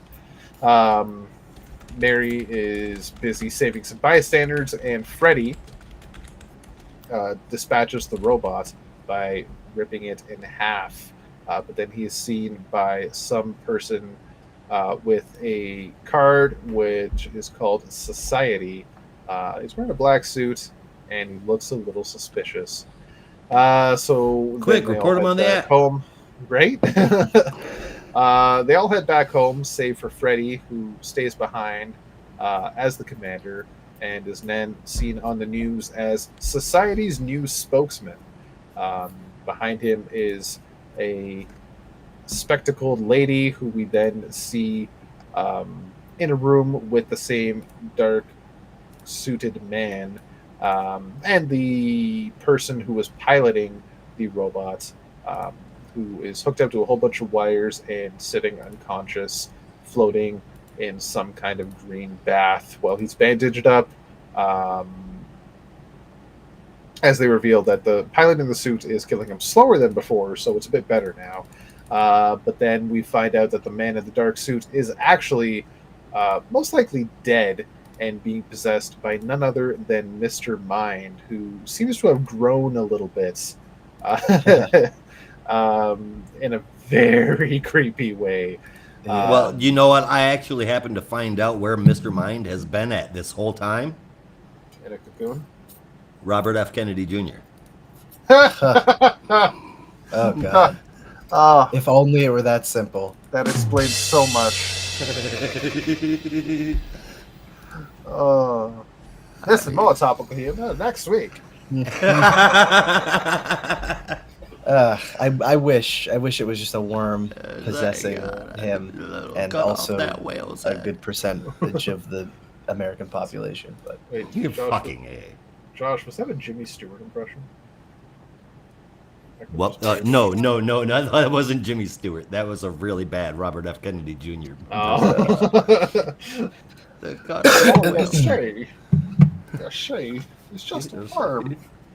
Just a worm. Worm. Oh god, I almost took off with that. No, we don't. Right, so this was a bit of a fun issue. I gotta go back because when I read it, I thought this is a little cringe, but at the same time, I'm thinking about it like, okay, it's not as bad as you think. Was it during that whole? Where the fuck was it? It's called Riz. Neither one of it's them like have it's like Riz. right before they transform or jump into some portal or something. Yeah. It's literally as Darla Or is sorry, going Darla through goes Right. to the portal. Yeah, not Right, yeah. There it is, yeah. It's called Riz, baby, bro. Yeah. Yeah. That's kind of So I know I talk a lot about TeamSpeak in comics and how it's not good, and that's because a lot of writers don't seem to get it. This wasn't overly abundant, and it is actually current lingo, and it doesn't seem that terribly placed. I didn't mind it here. It's also, can I just add that Riz is like the only young speak that's come out in the last 20 years that actually makes sense because it's just a word that's being shortened. Yeah, short for charisma. Right. That's all. So it it's is, like yeah. way more acceptable to me and easier to digest than someone trying to put in chuggy. And yeah, Brian Michael Bendis, I'm talking to you. Chugi? Huh? Chuggy. Chugi. I don't even remember Chuggy. that. Well, that's pretty chuggy. Yes. And yeah, Riz is way more acceptable than Ohio. Oh God. I don't even get that one. But before we make ourselves even older by talking about this, I'm just gonna say, like, as a one-off little joke, I think it was well done. Yeah, it was good.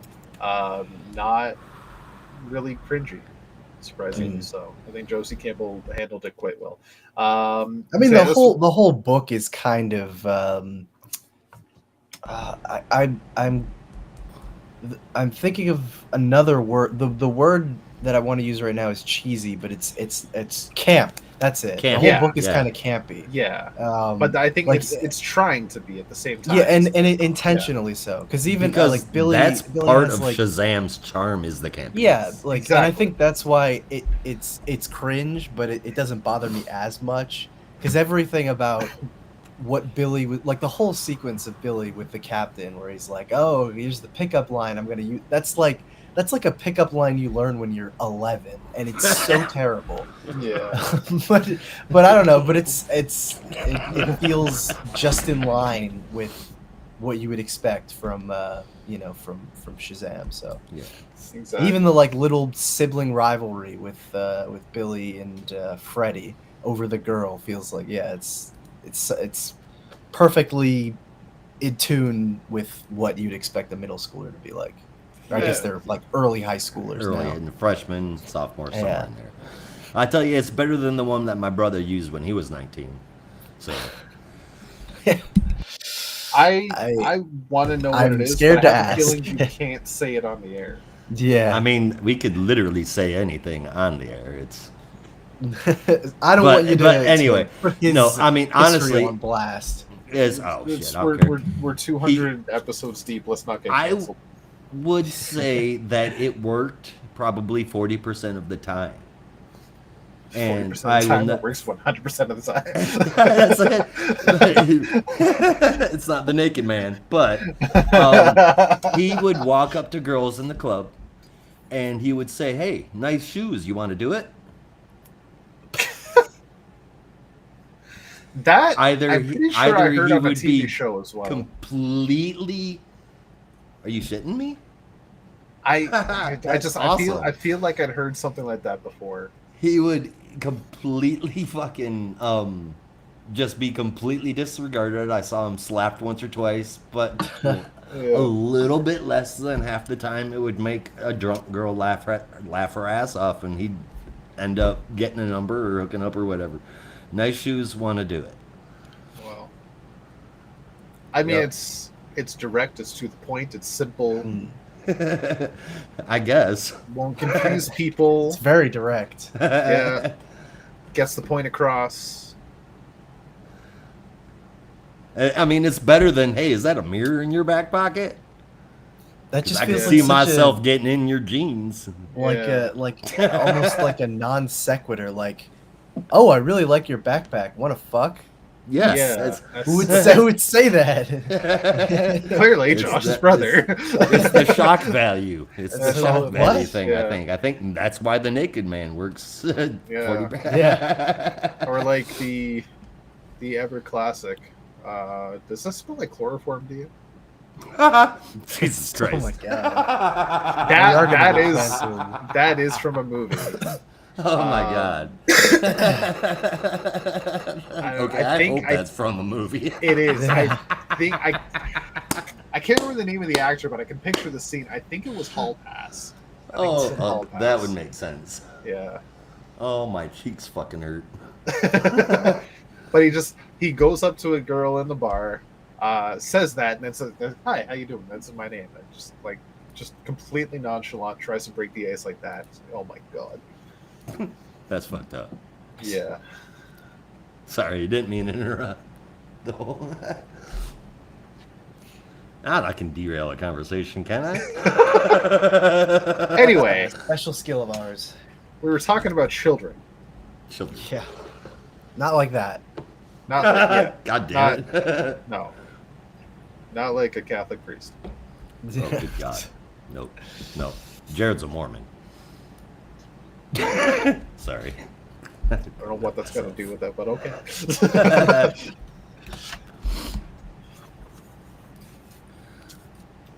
All right. Where were we with the summary? Well, we were reviewing. Review. I don't. Did I say? No, we were still talking about the book. I think we were Yeah. still talking about slang and pickup lines. We didn't get to the rest of the story. Mr. Mind, or I guess now just Mister, which is really weird. No, Why does he was everybody saying just have don't to- call him Master. Master. Call him just Mister. Mister. I'm still gonna call him Mr. Mind, even if they don't. Well, they no more Captain Marvel. It's just the Captain. Okay, we'll see. But yeah, Mr. Mind looks a little monstrous, a little less monstrous than he did during what was it, 52 when he turned into a giant moth. Mm. Yes. But still a little more monstrous than a little psychic caterpillar. Yeah. Certainly more monstrous than he usually looks, or Yeah. has looked in the past, with the big, cartoon eyes. Yeah. And I like the new considerably design. It's less interesting. like pincers or whatever the fuck those are. Yeah, I don't even know. He's got like talons or extra legs like a spider, but also the tiny little legs he used to have. It's a wild design, but I like it. And that image of him crawling out of the dude's eye is just that was disgusting. I like I it. think it's an attempt to make him look like a more formidable threat rather than a cartoony villain, and I am down with it. Yeah, it definitely worked. When you have this psychic little green caterpillar, there's only so many ways you can make him look like a credible threat. This was definitely one of them. Yeah, I'm down with the Mind, so we'll see what happens. I like this aspect with Freddy. I am very curious as to what the hell's going on with Freddy and why he has these powers. This feels like it's going to be a drawn out mystery, but I'm okay with that because they're going to have some adventures along the way. I'm giving this a 9. I actually really liked this issue. It was fun. Nice. Yeah, this whole run between both creative teams has just been a fun, campy, let's throw shit at the wall and have some fun. Like, fuck it, we're just going to do it. And I like it. Yeah. No, I originally gave this an 8.25, but honestly, I might bump it up to an 8.5. I forgot how much I had enjoyed reading this issue. It was just a lot of fun. And the dynamics between everyone in the, I'm going to say Shazam family, so as not to give Josh an aneurysm. I'm saying Shazamily. Oh, and you said it anyway. I said it anyway. I had to say it. But yeah, no, seeing the dynamics between the family, but especially between Billy and Freddy is the highlight of this issue because I don't know, it felt very relatable when it's like you and your best friend are in kind of a fight and maybe you like the same girl and it's kind of making things awkward. And yeah, it felt very cozy in a way. And camp, like I said. So yeah, sorry, I got distracted because I know we have spoilers. We have a book that is related to the image that I sent Josh next coming up, and I fell down a rabbit hole of looking up stuff about this book, and I wanted to send this image quickly into our chat because I thought you would appreciate it. Excellent. In the midst of that, which it looks freaking fantastic. As far as Shazam goes, man, we're in a new direction now. I really like it. There's a whole slew of new stuff going on, plus Mr. Mind to boot. I got my wish, and this is the most important important piece of this issue is that I am so happy and relieved that I got my wish for Rob to be wrong. He's not Captain Junior or Junior anything. It's not Lieutenant, like I said, but Commander works for me. I like the spin. It's not the greatest one, but it's not Captain Junior. Thank I God. feel like Commander is very much going to be a placeholder title until, because Mary keeps talking, or Mary talked about how he is the weird amber that's basically helping him facilitate his powers. And I feel like once that is resolved, and because I can't imagine they're going to stick with this weird persona that he's going on. So my guess is when that gets resolved, it'll probably be changed into a new name. Maybe it won't be Captain Junior, but it might be something like that. But that's Especially just, since that's he's been calling him speculation. baby bro. Yeah, Yeah. Maybe I don't know. I just Captain Senior. I The only- get the feeling that they're gonna resolve this whole thing, and Freddy's gonna get the kind of older costume, and then they'll revert him back to some variation on Captain Marvel Jr. Maybe it'll just be CM. What is it, CM3? That they call CM him Punk. CM something. He had like a nickname when he was in the Teen Titans or something. Can't remember. Wait, I think it was CM3. Wait, no, I think you're right. I think it was CM3 or some shit like that. I CM3, think yeah. Yeah, wait, hang on. Oh, I found it right here. In the live yeah. action movie, weren't they in Chicago? No, they were in Philadelphia. Philadelphia. Philly. Oh, okay. All yeah, right. it's been Philly for a while. Okay. Well, it was always Fawcett City, and then Fawcett, fucking Jeff Johns was like, "Oh, it's Philadelphia," and then Mark Waid, in his infinite wisdom, was like, "What is Fawcett wrong City. with Fawcett City? It's fine." Yeah. So the workaround that they have is that Fawcett City is a suburb Yeah. of Philadelphia. Which Just works like for me. Star City is a suburb of Seattle, or whatever they're calling Which it now. that's some bullshit. Yeah. Star City was its own. You can't have a suburb be its own fucking Do city. you know what a suburb is? Whatever. Right. Anyway. Yeah. My 8-year-old does. He just started social studies, and he's familiar with different community types. Well, but maybe your 8-year-old can teach some lessons to some of these writers, because I don't think they know what a suburb is. unfortunately, we're a little loose with our definitions. Yeah. Yeah. Only two things that so like his lightning bolt talisman that he found was green. When he showed up initially, he had all this green lightning that showed up. At the beginning of this issue, when he announced his name, it was written in green. But then afterward, Mary calls it amber. And I can't remember ever seeing amber that was green. Ever. But that's not like it's Yeah. really a big thing. I just thought it was weird. The art isn't exactly where I want it to be in some of the action panels, but overall, man, this issue looks amazing. This new arc has me paying a whole bunch of attention to Shazam. I did really like this one, especially not having Junior anything on it. It gave it an 8 out of 10 for me. Nice. Right I will say on. one thing about the art, because obviously, Dan Moore is incredible and very hard to replace, and Emanuele Lupacino is doing a good job. But the one thing I think I like about this artist, Dan McDade, more than any of the other artists who've drawn Shazam so far, is that they really emphasize the difference in size and stature between Billy and Shazam. Like Yes. I know, like Dan Moore kind of did that, but even Billy kind of looked a little bit more like Buff. buff than Yeah.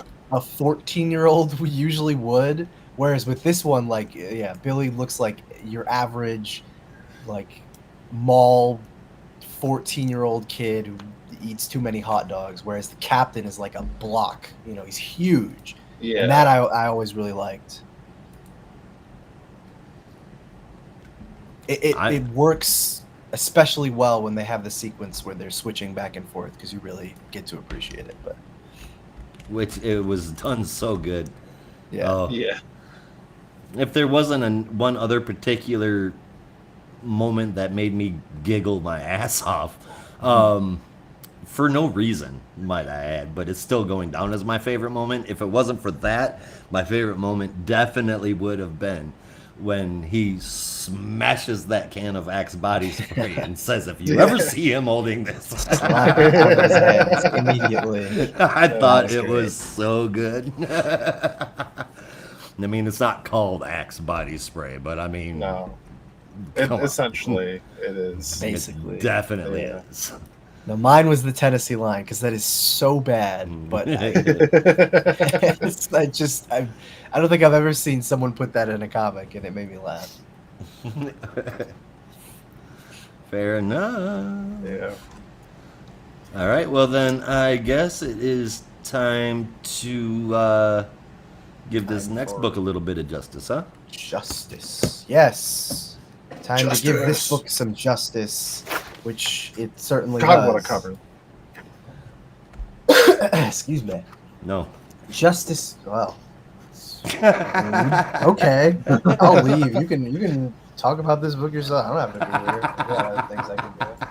I got other books I can read. I love it. I love it so no, much. Remember at the is- beginning of the show, dear listener, when I said it's time for round whatever? We're back. Yeah. It's time yeah. to throw down. This is what I was It's time to talking rumble. It just happens. Yeah. Oh man. Saying no when people say excuse me is one of my life's little pleasures because no one ever You are sees just it coming. you're just a little stinker. You just hate people. No, and my kids even, I mean, fucking 8 years later, they're still looking at me like, what is wrong with you? Why are you saying Why that? can't you just say bless you? Why can't you just say you're excused? Then it's not funny. Oh my god. It's funny for someone, clearly. Clearly. Yeah. Justice Society of America, number 12, final issue, written by Jeff Johns, art by Todd Knock, colors by Matt Herms, letters by Rob Lee, and one final, and I'd say pretty glorious looking cover from Mikhail Hanin. This issue, honestly, is pretty short, so you'll forgive me the short summary, but basically, Courtney Whitmore, aka Stargirl, is graduating high school. At least we realize that at the end of the issue, but the entirety of the issue is narration kind of going over the types of curveballs, I guess, you get in life, similar to curveballs in baseball. And there are three kinds: the ones that are easy to catch, the ones that are a little bit harder, and then the ones that really kind of scar you forever. And Courtney, of course, is able to relate these to moments in her life. And really, this book, this issue, is kind of a love letter to Stargirl's history and her relationship to the JSA, as we go through many different moments throughout the JSA's history, including, I believe, that first double page splash is from the first arc of JSA, which Jeff Johns didn't even co-write, but I'm not going to go into that. I assume it's just for nostalgia. The other one is from, actually, I think they're all from, I'm just putting this together now. I'm sorry, it's a little scatterbrained, but I think I just realized what purpose these double page spreads serve. They're all from the beginning arcs of the JSA series that he's been a part of, if I'm not mistaken. I think so. they're well, I mean, a lot of them are like big arcs because there's that bit with the Kingdom Come. Yeah. That wasn't until like it couldn't have been issue 20 Yeah, to you're right. 21, something like that. Yeah. Yeah, that's Thy Kingdom Come. Yeah. So never mind. But the first one I'm pretty sure is from the Mordru arc at the start of JSA. But anyway, basically, it's just going through a lot of Stargirl's history, but parts of JSA history, and really highlighting how important that's been to her life. And then we cut to the Blue Valley High School graduation, where she thanks a lot of the people in her life, including her brother and her mother, and of course her dad, Pat Dugan, aka Stripesy, as she looks forward to the next chapter in her life and says, "Bring on the curveballs." and that's where our issue comes to a close. And there's a nice little um, uh, memorial to Lee Moder, the co-creator and artist on Stars and Stripe, and Jeff Johns' co-creator from the past that Jeff wrote at the end. So, yeah, honestly, I don't know. I've been thinking about this issue a lot because I don't really know how to grade it. Because as far as endings go, I'm of two minds. The first is that there's really no other way that they could end this book. There's no more appropriate way for this series to end than with this issue, because it does feel like it, kind of highlights all of the high moments of Jeff's run with all the flashbacks, as well as brings a close to the character that he co-created, and really feels like a goodbye for his time at DC. But at the same time, I'm conflicted because as nice as it is to have the send-off to Stargirl, I don't feel like we got that same send-off for the rest of the JSA. Because I don't think that's what this was at all. But continue. I'm sorry, I didn't mean to jump in Yeah, like that. no, that's fair. It feels like it feels weird to not have that, right? If this whole run was about bringing the JSA back and trying to, reintroduce them in one way with a big storyline and all the characters that people love, it feels like you needed an issue that did this, but also showed that appreciation or showed that send-off for the rest of the cast. You know what I mean? So, I don't know. I'm really not sure how to grade this one because I both like it and dislike it at the same time, and it's really weird. So, yeah, I'm gonna put a not applicable for the score this here. rating just for now Yeah. until I decide how I feel about this one. So That's fair enough. I I think- completely get what you're saying. Sorry, if I could, you can go first. Okay, so who did you say that this was dedicated to at the very end? You said his Lee Moder. co-creator? Yeah, co-creator of Stars and Stargirl, the character, but Star is not obviously. Pat Dugan was a character that preceded Jeff, but I didn't see that tribute page whatsoever. Yeah, Oh, I'll be really? honest. I'm Yeah. looking at that too. I don't see know. it. Oh, On Oh. mine, this entire Oh, issue is dedicated to okay. Courtney Elizabeth Johns. That's his sister. is this not in the issue you have? not in the digital version. No, yeah. Really? Look at Wow, the screen, that sucks. Josh. Yeah, so it's like a back page, Yeah. Okay. like the old No. DC Nation pages. Yeah, for some reason that didn't make it in the digital edition. I don't know why. That is bizarre. Yep. That's a shame Well, too, because what- it's a really touching memorial. Interesting. Because Yeah, all 'cause I've got the here rest is was- Happy 25th anniversary Stargirl, and then forever Yeah. dedicated to Courtney Elizabeth Johns. And it seems like the entire issue was how life throws you curveballs. A lot of them can really fuck you up. A lot of them you can't ever get over, but you got to keep on pushing and moving up. And I feel like this entire thing was him writing a note to his sister. I love you and I And- miss you. I mean, Yeah. kind of That's it. to himself. I don't know. It felt a little autobiographical or self-referential, is what I'm thinking. Very, very Yeah. much so. For people that don't know, his Yeah. sister, whose name was Courtney, died in a really bad airplane crash back in '96. Yeah. So that's where Stargirl's personality comes from and her first Yeah. name. And I think do she was actually- also a teenager when she died as well. I Maybe. I actually don't know. maybe. because that would have I think that's what inspired Jeff Johns to Mhm. write Courtney as like a high school age. Yeah. But I think in like a I love you sis kind of way, this issue was good. Mhm.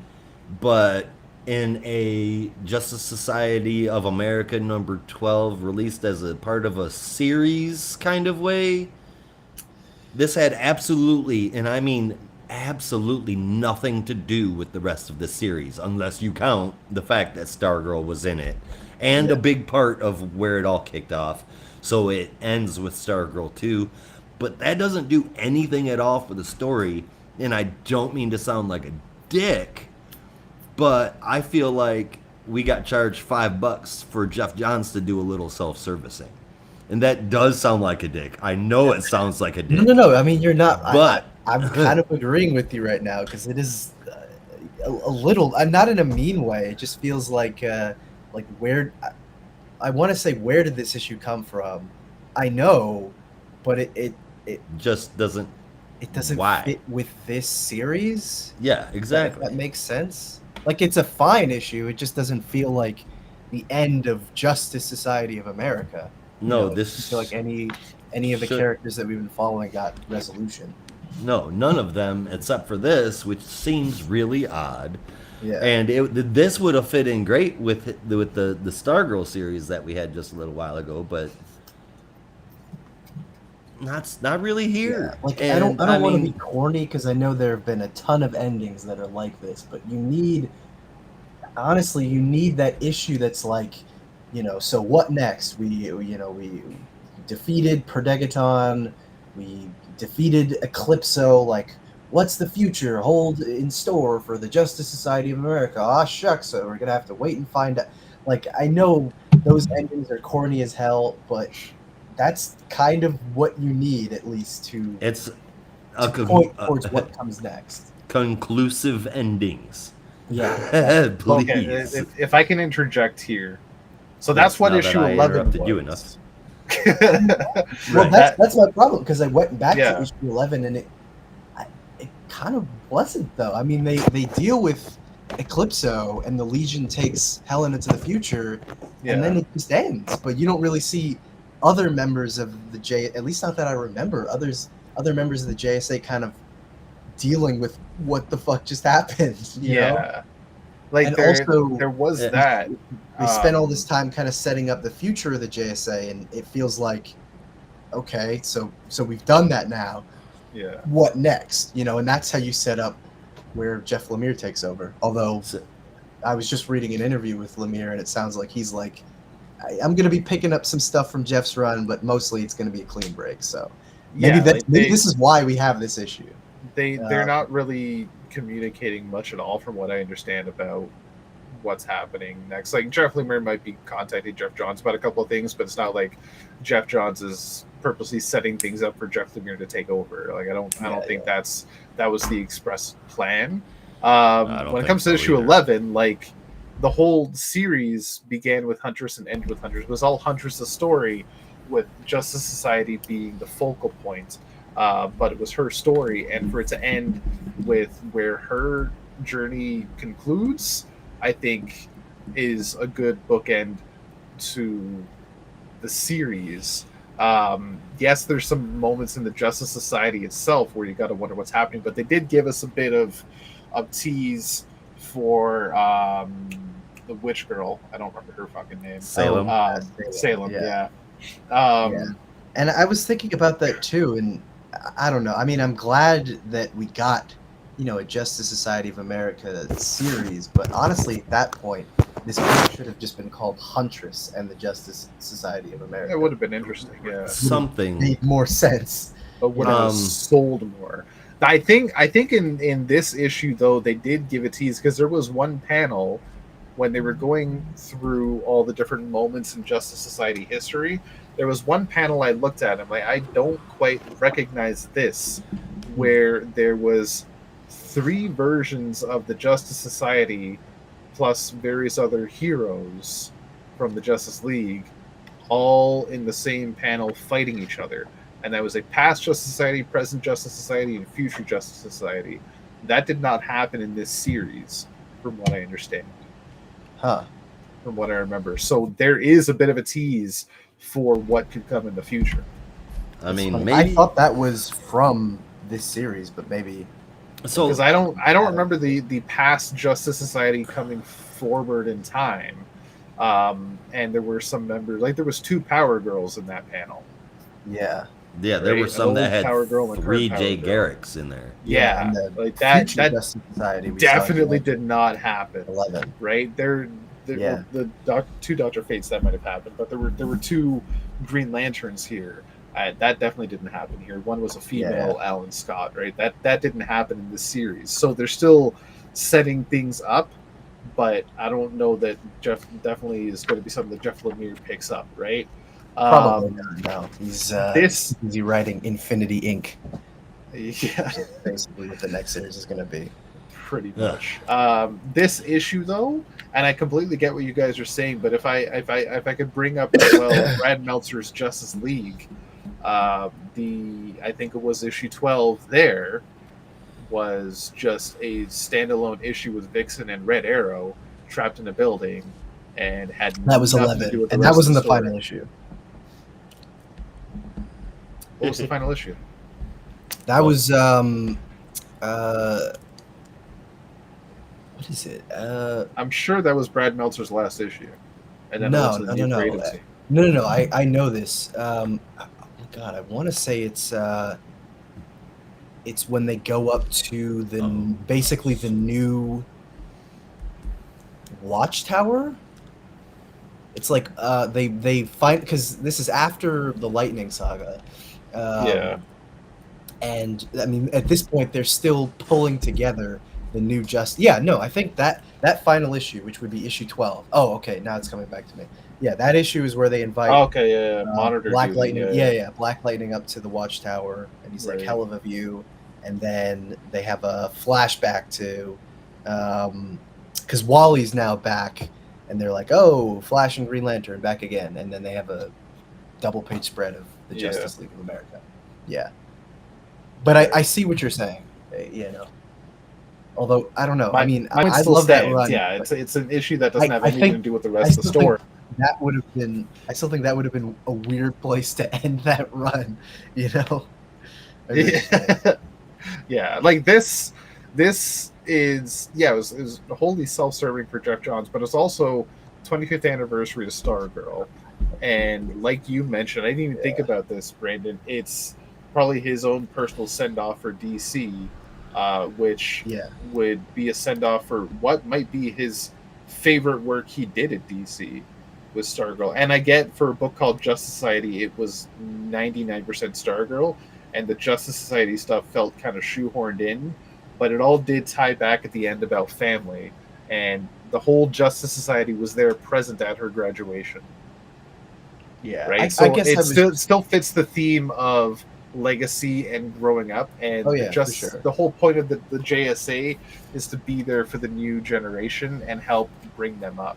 And Yeah. and this being like, she's basically saying that as much as Pat was her found father and is her true dad, the Justice Society itself is her family and one of the curveballs in her life. And like, as much as it wasn't the JSA, it was also part of the JSA in a weird way. It's just really deep tones.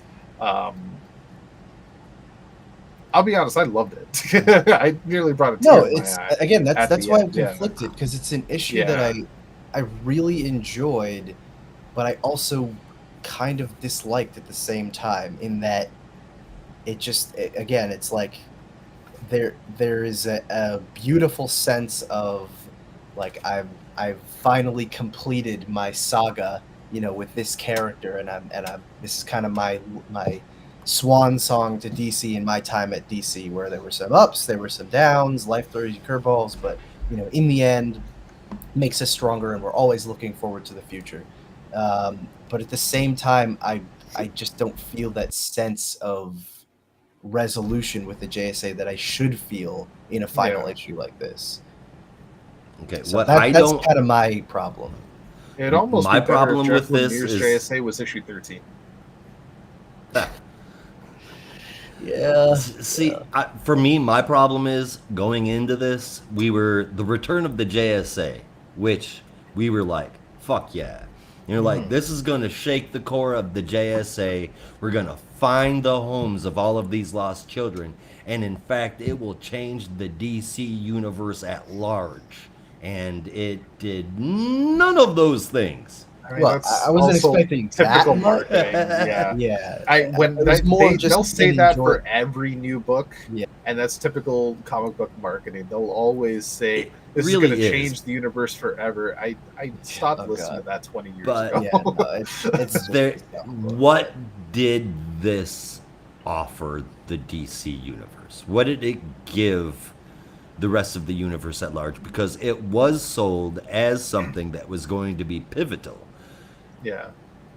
and gave us- nothing. Not really, though. I mean, it was always just about like, you know, the world's DC's first superhero team has returned, and let's celebrate that.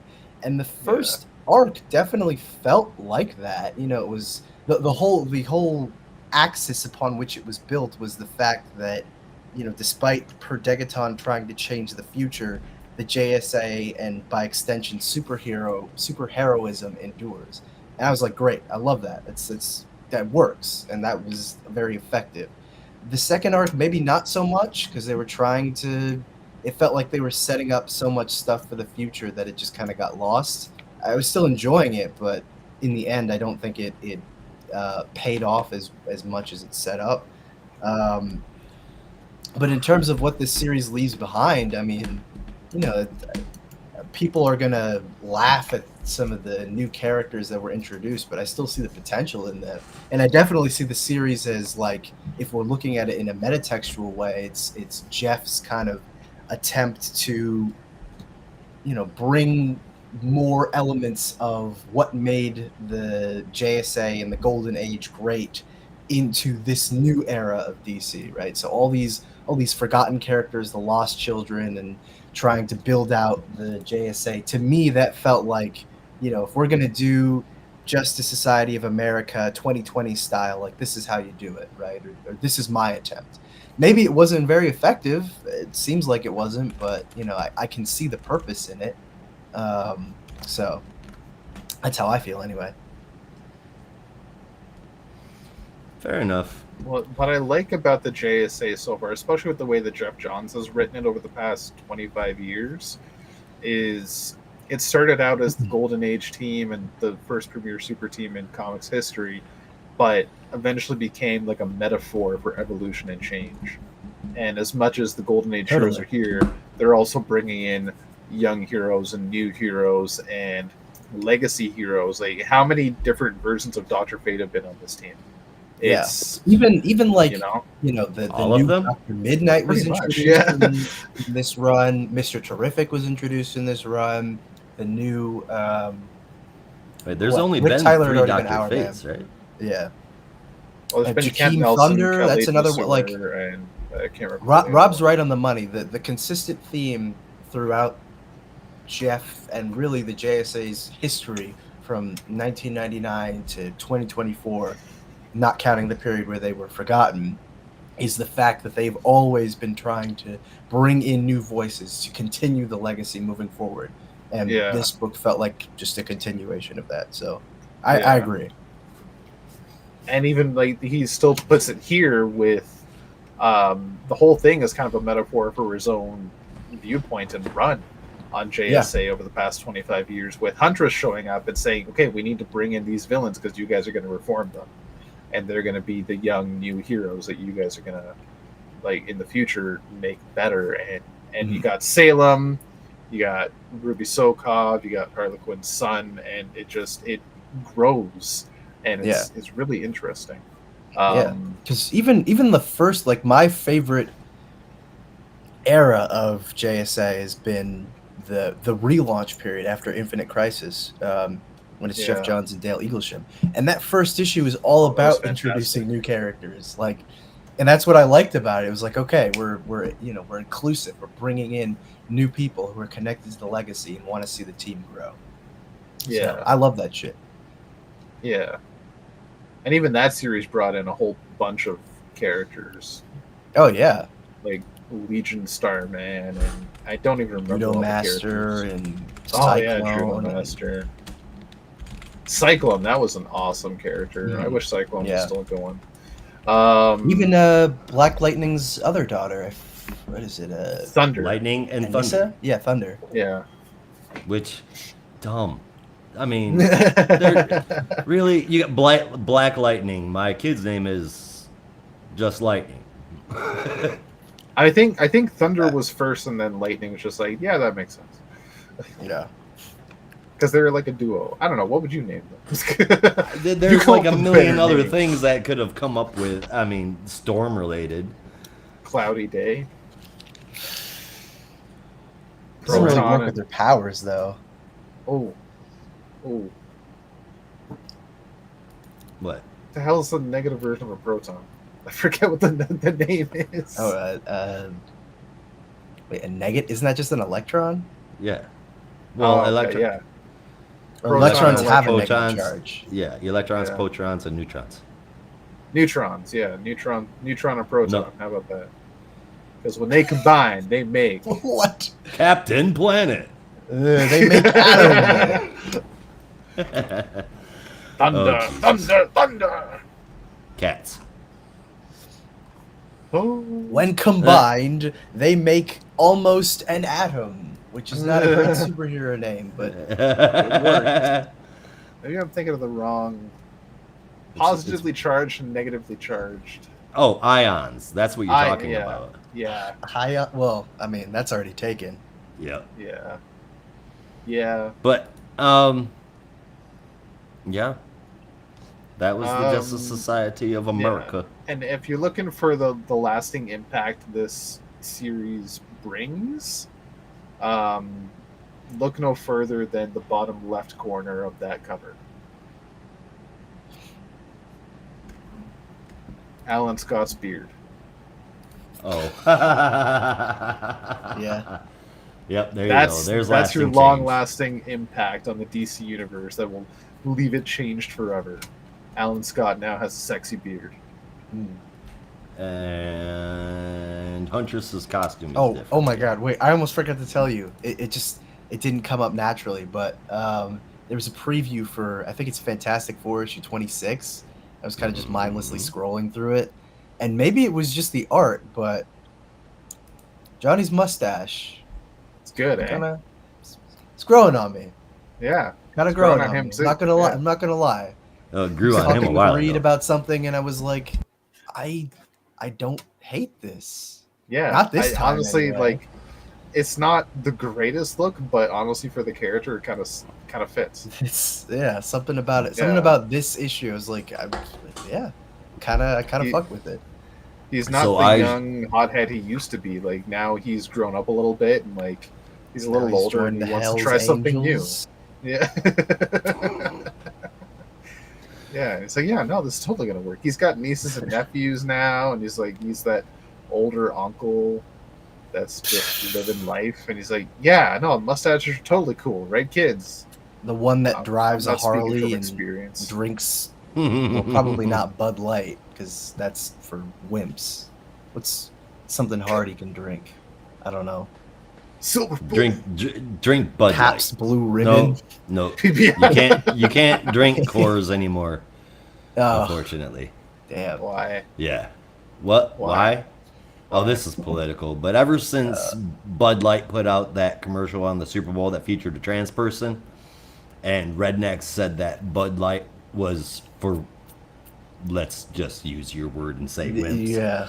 Um, I had another word in mind, but this is a family friendly show. so did they. But all of those dipshits started. They moved from Bud Light to Coors Light, which previously was the beer that they all made fun of, saying that only sissies drank.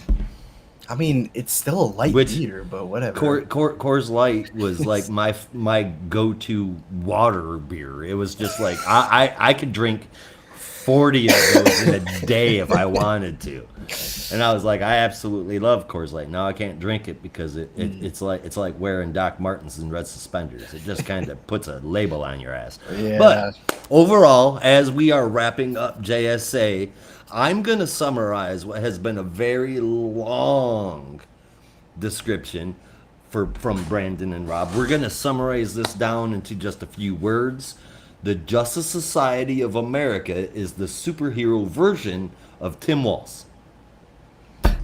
I don't know what you mean by that, but okay. He's the loving coach that's always gonna be there to bring up the other people and make sure you're supported right.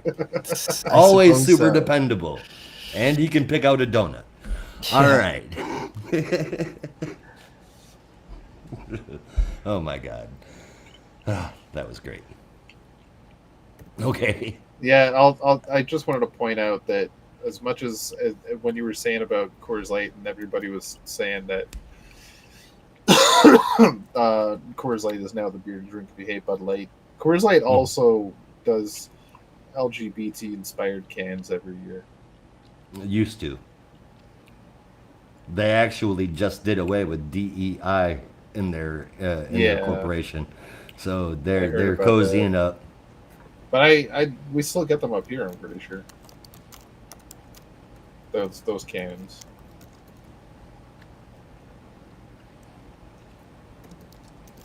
I think I saw them this year.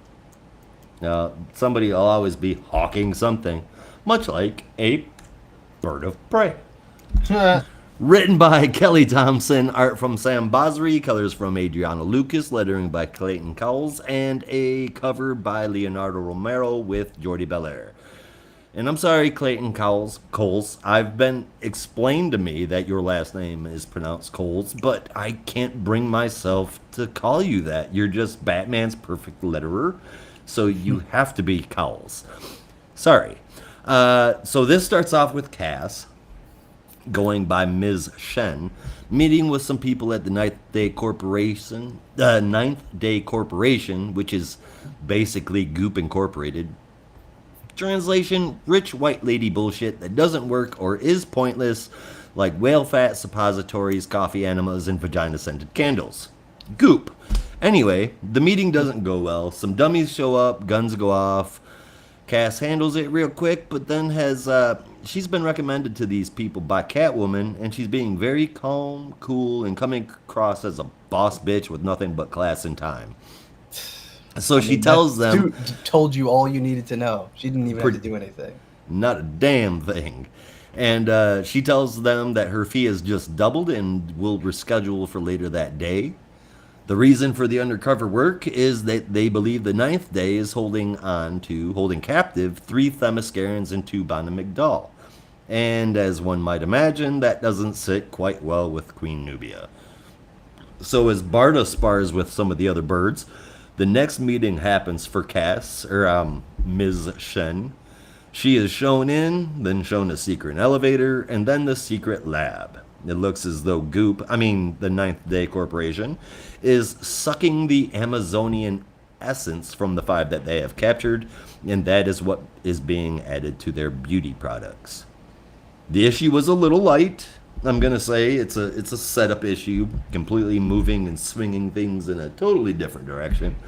So I shouldn't expect much from it other than setting up that next story, but it's literally all we've been given, but I feel like it's enough. It's enough to get me interested anyway. Yeah. I mean, to hell with Gwyneth Paltrow. Damn it. I mean, the Ninth Day Corporation. The art is solid, as always, and Kelly Thompson can just write birds forever as far as I'm concerned. I enjoyed it all the way. 8.25 out of 10. Yeah. Easy, very easy 8.5 out of 10 for me. This book consistently is one of my favorites. Even when it drags occasionally, it's held up by just how much I appreciate the way Kelly Thompson writes these characters. And also Grace Choi and Onyx joining the team. Oh, nice, right? Like, not the picks I would have expected, but definitely ones I can appreciate. And of course, the first thing that they do is pick fights. Well, I mean, they're supposed to fight with Barda, but even when they get the shit knocked out of them, they're like, we're not taking this lying down. So yeah, it was great. Remind me, because I meant to look it up. I know the characters, but I can't remember where they're from. Onyx and Grace, where are they from? Well, Grace Choi is from Outsiders, Judd Winnick's Outsiders, and I don't know what else she's been in since then, like maybe brief cameos here and there. That's all. Onyx has popped up. Onyx has recently popped up in Catwoman. My first introduction to her was during the War Games era, where she was basically a part of the Bat family.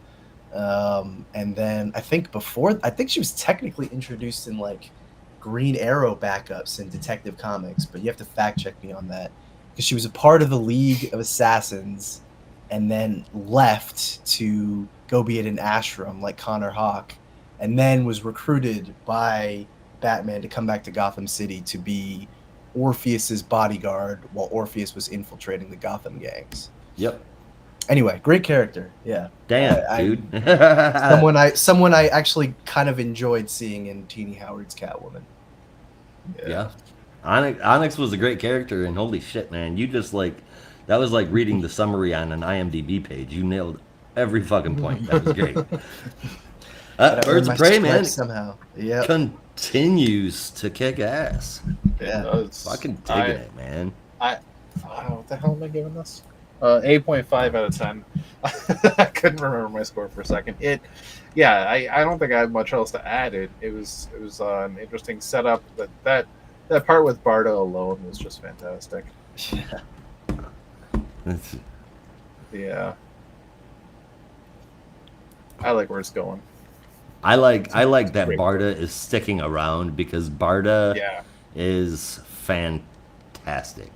Yeah. Kelly Thompson is just making Barda a stellar character rather than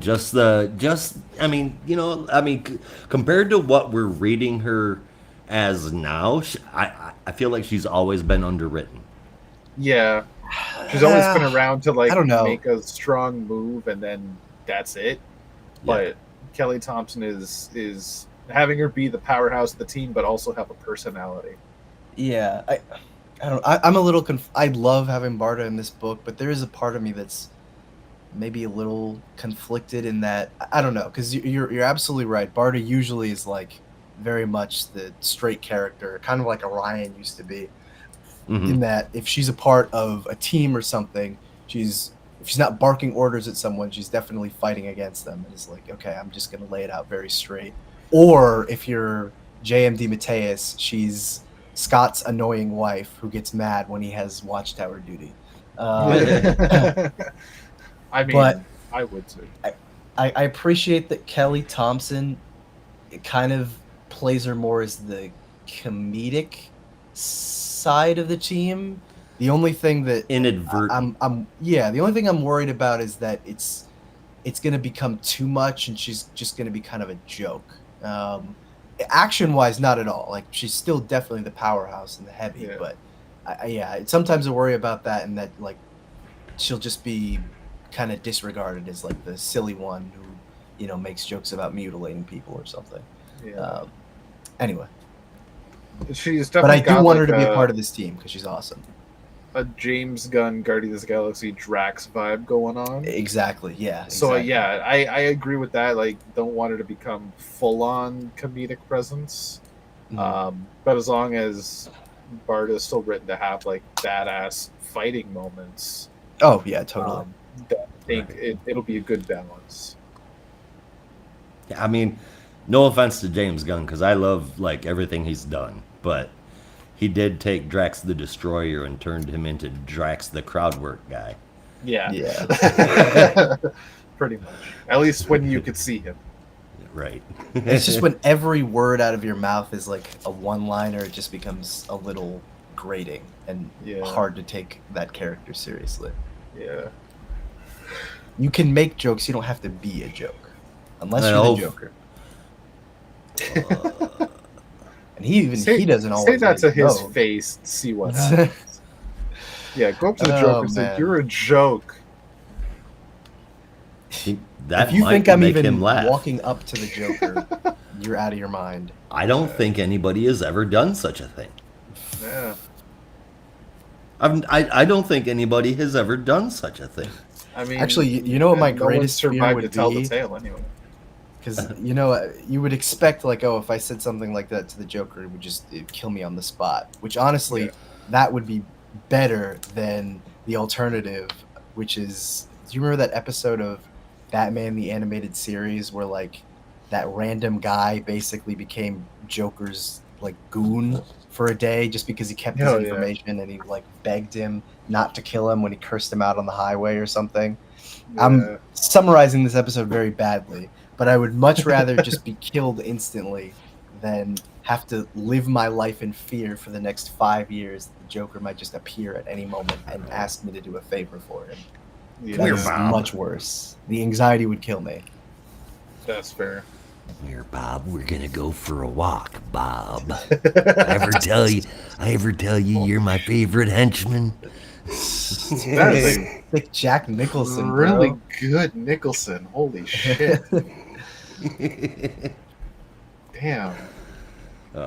Why have you And never done now that I've before? got. Say again. Why have you never done that before?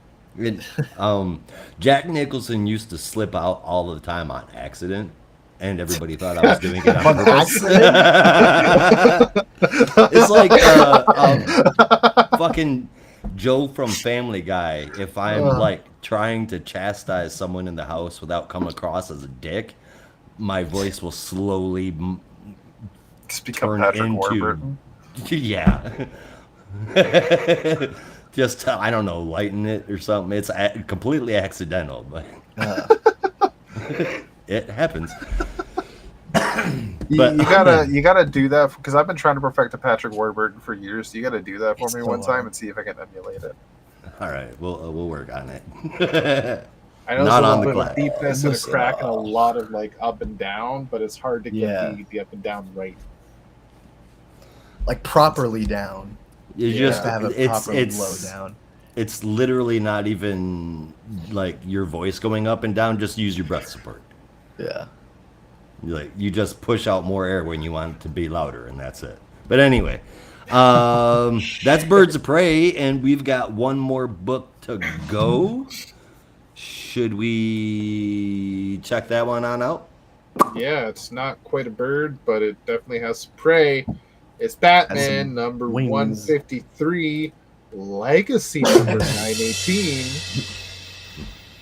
Appreciate that. Hell yeah. I forgot to look. Did any of the other books this week have legacy numbering? Was Batman the first one? I think Batman's the first one, isn't it? Yeah. I know Green Lantern will going forward. I don't know what else will have legacy numbering. I imagine Superman. Poison Ivy does. Poison Ivy does? Yeah, How the fuck? it's 26, dummy. 26. I clued in at the last second because I was thinking there was only one Poison Ivy series. What are you talking about?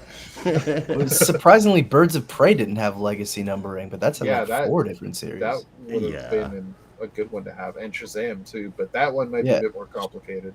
And I would also like to see it on Outsiders. Yeah. I mean, There- we won't there now should 'cause have it's done, been- but Correct me if I'm wrong, but there should have been like a Birds of Prey 100, like maybe a while ago. Or actually, no, more than 100, maybe 200. I got to go back Really? and check. Yeah. No shit. Wait, hold on. I got to do the math Oh, on it because maybe. I was just thinking about that. I was like, how come that hasn't had any like anniversary issues or anything? It's probably because they get canceled too soon. But yeah, let me see. yeah. You go. You do the math. I will tell everyone about Batman. This is written by Chip Zdarsky with art from Jorge Jimenez, colors from Toma Mori, and letters from Clayton Cowles. Basically, the same team that's been on the book for the past 7 years. It ain't been 7 years, or else Batman had been a lot better. I mean, apart from Chip Zdarsky, but like the art and letter team has been the same basically since fucking Tom King. I ain't complaining. Yeah, neither am I. I think it's impressive and it's fucking good. So we open up on Gotham City where family is making their way through the city, much like the Waynes did way back when. The father insists he's not lost, but it continuously gets lost and then is found by a guy in an alley who says, I think looks to me like you're a little lost, and then just actually gives them directions to get to where they're going. And then they go about their merry way. All while Batman and Jim Gordon are watching it happen from a nearby rooftop, and they have a little conversation about how the city has changed. It is actually calm. Crime is down. The city's actually good for once. Let's just take the W and have a good night. Despite all that, Harvey Bullock has gone back to the GCPD, but coincidentally, maybe related to that, who knows? Jim Gordon's PI business is better than ever, and everything just feels good. But on that note, the Riddler has had a bit of a turnaround in his own life, invented a bit of security tech, and then invented a cryptocurrency, and then that made him a few $billions, and he started his own company called Nigma Tech and has taken Gotham City by storm, all while Wayne Industries, Enterprises, Wayne Tech, I don't even know what it's called in this continuity anymore, has Pivot, whatever the Wayne company is in this series. Oh, it's Wayne Tech. It's Wayne Tech? Okay. Yeah. Every continuity's got a different name for the company. It's hard to keep track anymore. Wayne Tech has pivoted to become a bit more of a non-profit organization, looking to help the city and build it up instead of just make billions off of weapons and all sorts of technology. They're still going to be doing that because they need income to help raise up the city, but they are still currently losing money, which brings question into Bruce Wayne's leadership capabilities. But that is all kind of back-ended by Nigma, who is visited by Batman to be checked out. Batman feels that Nigma is hiding something, as Edward insists he is not, and everything is on the up and up. But he is actually hiding a little something. He's trying to make a merger happen with Wayne Tech, but Bruce is doing everything he can to block any potential mergers and insists that everything is fine in his company. He gets a call in the middle of the day, though, that something is happening downtown. Some people are robbing a bank, and he heads there as fast as he can, but he is beat out by some new costumed hero, calling himself Commander Starr, who wields two blades on his arms as well as a gun, and uses that gun in the middle of the day to shoot the leg out, or shoot the leg of one of the criminals that robbed the bank. Batman and Commander Starr have a little bit of a tussle in the middle of the streets because they used a gun, but then are found by Vandal Savage and the GCPD, who in turn praises Commander Starr for his bravery and then tries to arrest Batman. As Mayor Nakano, who also arrived, says we're not changing our stance on vigilantism. So that is when he turns his sights on Batman. But Batman then escapes right away, and Commander Starr is still free to go. Nakano then vows to fire Vandal Savage because he's had enough of what's going on in the city. He's losing control, basically, of not only his job, his city, but also his family. No soup for you. Soup.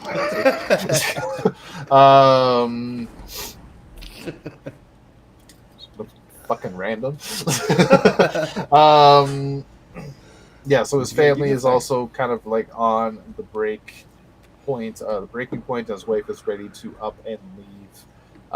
But Chris Nakano just wants nothing to do with that right now. He's too stressed and too busy and is trying to make the city a better place, but it's not working because he's in over his head.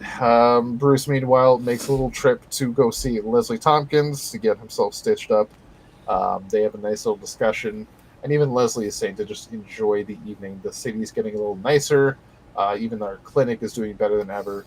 Just enjoy it while it lasts. So he heads home, as does Mayor Nakano.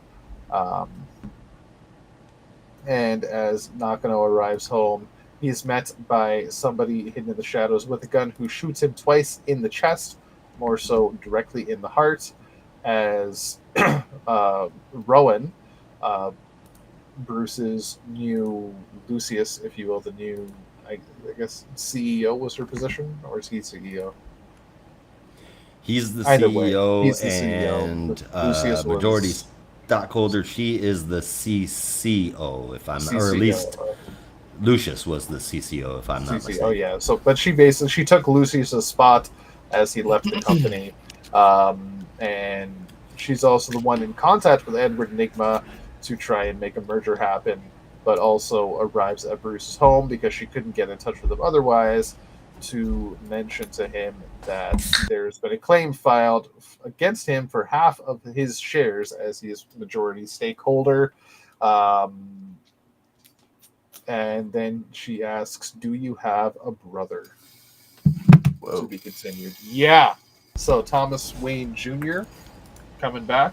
AKA Lincoln March, even though AKA he's Lincoln very March. dead. Lincoln March or Thomas Elliot or Joaquin Well, Phoenix. Tommy wasn't his brother, but I guess he could be posing as. Phoenix? Yeah, did you not watch The Joker? The first one? No, I didn't. Oh, well, you didn't miss out on much. But in it, it's alluded that the Joker is actually an His illegitimate son Yeah. of Thomas Wayne. Which, I mean, whoa. Vomit-inducing. Continue. Yeah. That kind of killed Batman for me a little bit. Anyway. Just yeah, let I'm it kill the thinking- Joker. Yeah. I think we've discovered at this point nothing kills the Joker. But Except the I Joker did. digress. Did he though? The Joker killed the Joker, yeah. You saw when the Joker killed the Joker was dead as hell. I ain't joking. Do you not remember that? Is your brain Right, loading? yes. It's frozen right now. Someone control alt delete With the my rainbow mind. spiral. It doesn't work. Yeah. Try control shift escape. It doesn't. Just unplug me, turn me off and back on again, please.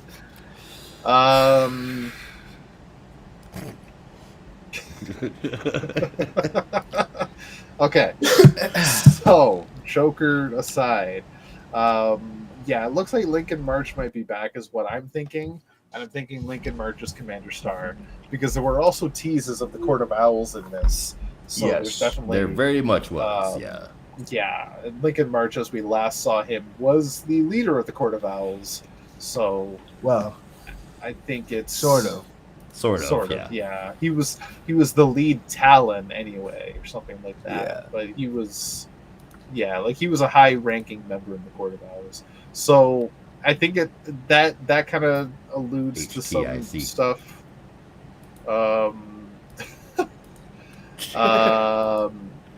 That it might be Lincoln March. Mhm.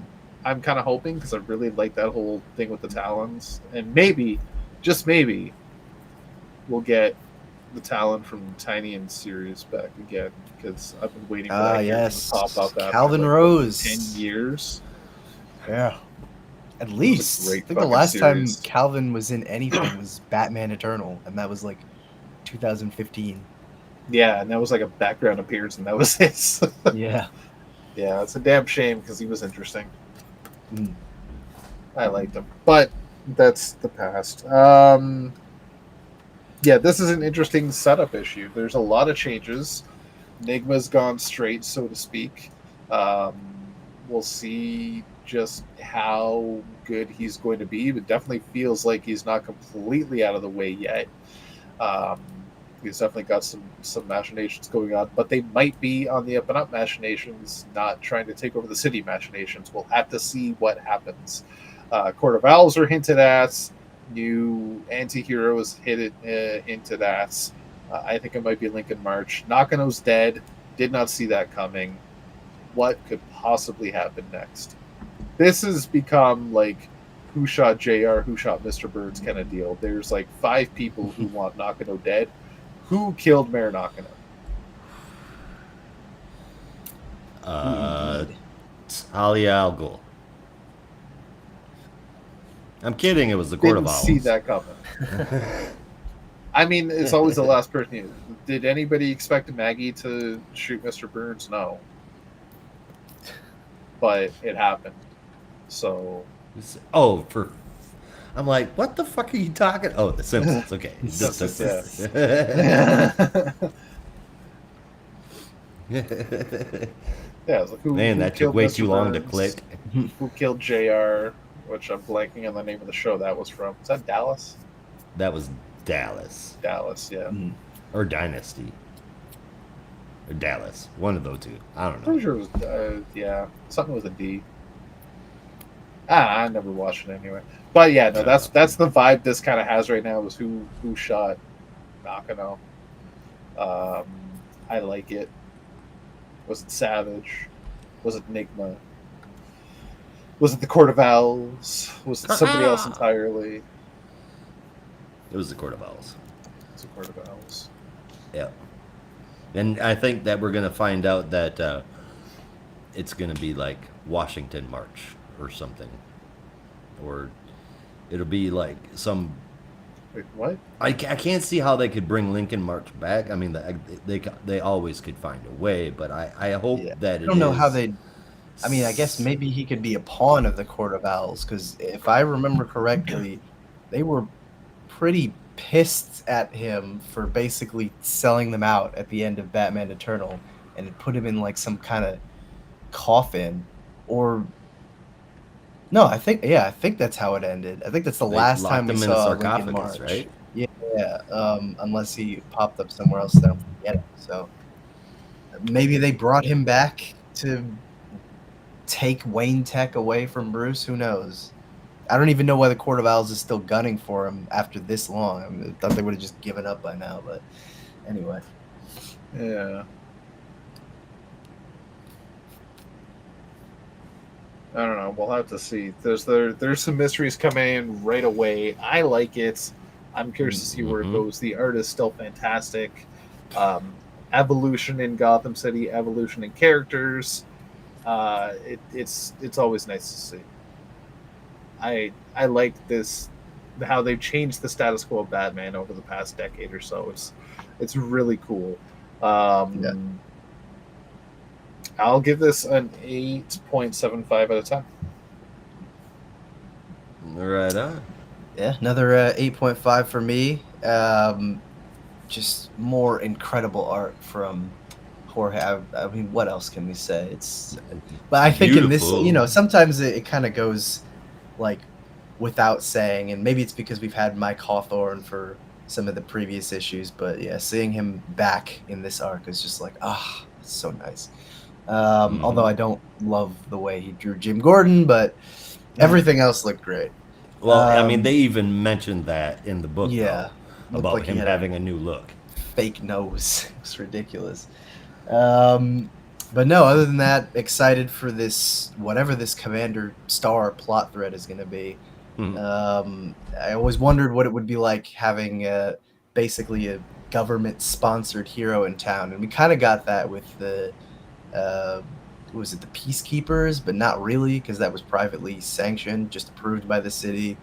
But yeah, it should be an interesting angle. I mean, Batman going up against a government patriotic hero is not what I expected, but hopefully it turns into something interesting. And of course, like Rob mentioned, all the Court of Owls teases seem promising, so I hope they are able to do something interesting with that, and not just another retread of Court of Owls, because that story is timeless. You don't have to do it again. If you're going to bring the Court of Owls, do something new with it, because it's not... The advantage of that story was that Batman didn't know, or rather, he didn't believe in the Court of Owls, and then basically, was proven wrong, and kind of had to swallow his own words. But it doesn't work the story's not as effective if he's aware of them and all their weaknesses. So you have to come up with a new angle for it, and hopefully the story does that. Hopefully it does. For me, man, it's like this book really was something else. I've been making some political jokes throughout. I'm not done yet. Gotham is more peaceful after everything. The city feels a little calmer. Leslie Tompkins clinics have increased from 1 clinic running out of the hill to 7. There's so much good that's coming. So in complete conflict with how the real world would react, we've got right-wing conspiracy theorists saying that those that are doing the helping are actually the enemies, all while wrapping themselves up in a flag. I mean, comics, am I right? Where do they get this shit from? It's a, it's a good start for the next story, but does Bruce Wayne have a brother? I mean, we've kind of gone down that road before. Zdarsky is the man, and I'll have faith in him until I can't. But it is definitely something that we've seen before, as is the Court of Owls. So he needs to tread those waters really carefully, and I think Zdarsky can do it. The trick is making it into something that something that we've seen before into something new. I think the art looks great throughout, as always, of course, and I think Commander Starr looks like Psycho Pirate, Captain America, Wolverine, and J.D. Vance had a baby. Oh my god. The premise build-up is great. I enjoyed this issue. I gave it an 8.25 out of 10. Right on. All right, I think that is all of our scores, and I believe that's the last for books. So now, It is. Did I it? guess- Did it? you're in One the last 4-hour thing mark. about Batman, seeing how Nakano and his wife were such big, huge parts of this issue, I guess that we're just going to pretend like it's just completely done with. She doesn't have Psycho Pirate's mask anymore. No. Like, Oh, she I had it and it forgot just about like that. teleported away from her in the middle of the night some night, Yeah. I guess. I forgot all about that. But am I misremembering, or did she lose it at the end of Yeah, I'm trying Shadows to. of the Bat? I'm thinking, gotta- like she got gotta rid of it because remember. it was a little overwhelming. Yeah, because I feel like she took it off and she didn't have it anymore, but I don't know where it went. I mean, maybe Batman took it somewhere. I just don't have to see. remember like there being a conclusion to that plot. Well, yeah, no, at all. she used it and like calmed everyone down, and then I swear she took it off, and then I don't remember what happened after that. Yeah, I don't think we ever got told what happened after that. But anyway, maybe it'll show up, maybe it won't. Who knows? Zdarsky, if you're listening, there's a loose plot thread for you. Yeah. Well, if that is what happened, but I mean, I'm sure he can figure that out. yeah. All right. Top 3 in favorite moment? Let's do it. Who's first? yeah, I'm gonna go with number 3. I am given to Birds of Prey. Excellent, excellent, excellent. 2 is going to Poison Ivy, and in first place, I have no choice but to dip into the honorable mentions. It's that good. Plastic Man No More number 2. Right on. That is first place. God, guys, I'm telling you, seriously, read that book. Read it. I mean, just seeing the name Christopher Cantwell on the cover gives me yeah. icky I vibes. get scared. but I'll get I'll give it Iron a Man shot. flashbacks. yeah. You get. I'm sorry. Say that again. I get Iron Man flashbacks. flashbacks. See, I don't have that problem, but this is. I forget Hellcat flashbacks. No, This is that made no really sense. good. Anyway, so my favorite moment, there were a number of good ones this week, but my favorite moment is going to have to be a single line of dialogue from Janet from HR. When Croc offers to come over to talk, Janet asks if that's wise and says, I mean, with all the police and all the bat fursona. Yeah. When I saw that it said bat fursona, I fucking lost it. I had to back up from my computer, stand up, and laugh. It wasn't even that fucking funny, but something about it just caught me off fucking guard. And I'm like, holy shit. Why hasn't this been in a comic book before? I thought it was hilarious. But that was one good. walked away with my favorite moment. Right on. All right, Brandon, what do you got? Ooh, I did not put them in order, so I'm gonna have to do this on the spot. But I would probably have the DC All-In Special at 3. let's see, Shazam number 16 at 2, and probably Birds of Prey at number 1. Yeah, I really dug Birds of Prey this week. Right on. Really good. What was your favorite moment? Ooh, man, favorite moment. I mean, honestly, it's basic, but that panel, the double page splash panel of Darkseid with the Omega possessed Legion of Superheroes is just, that's so cool. That's just a Yeah. easily awesome looking image. It doesn't need any explanation or context. Yeah, it was Not that was because I really- like the idea of the Legion being possessed by Darkseid. It just, I don't know. It looks cool. I it kind of was- see. it wanna was see what that would be unexpected. like, but Oh, very yeah. first. unexpected. Okay, Brandon, did you realize who Also, was Saturn the Girl second you and flipped the page? Lightning Lad have the sickest designs. I almost wish they looked like that normally, but I don't. Yeah. Did you know instantly who it was when you turned the page? Oh yeah. Because when Of I turned course. the page, I looked at it, I'm like, who the? They look so holy shit, that's the Well, Flash! I mean, for one, he says Legion, Yeah. and like yeah. Saturn Girl's costume and Phantom Girl's costumes are very recognizable. Yeah. So it was easy to spot that off the jump. But yeah, also he says my Legion, so kind of figured it had to Yeah. be. Well, I looked at my Legion, I just glanced at like the first, their costumes almost kind of fade into the background because they're pretty uniform. So all I see is the faces, and I'm like, these look so familiar. It probably took me 5 seconds of looking at that page to go, holy shit, this is the Legion. Yeah, no, it's crazy. What about you, Rob? So this is a little harder to score because all of the books this week scored between 8.5 and 9 for me. Coincidentally, I just really like this week. But I will say number 3, I am going to give to Absolute Power. Number 4, some nice little ending.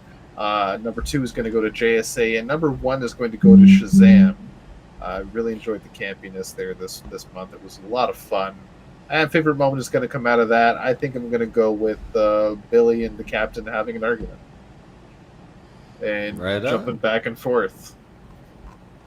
That was so Yeah, it's hilarious. Yeah, that's it.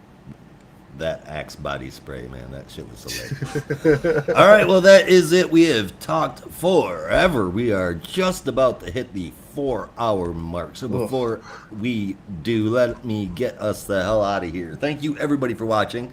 We will be back next week covering all of DC's weekly releases. Same geek time, same geek channel, and that is the show.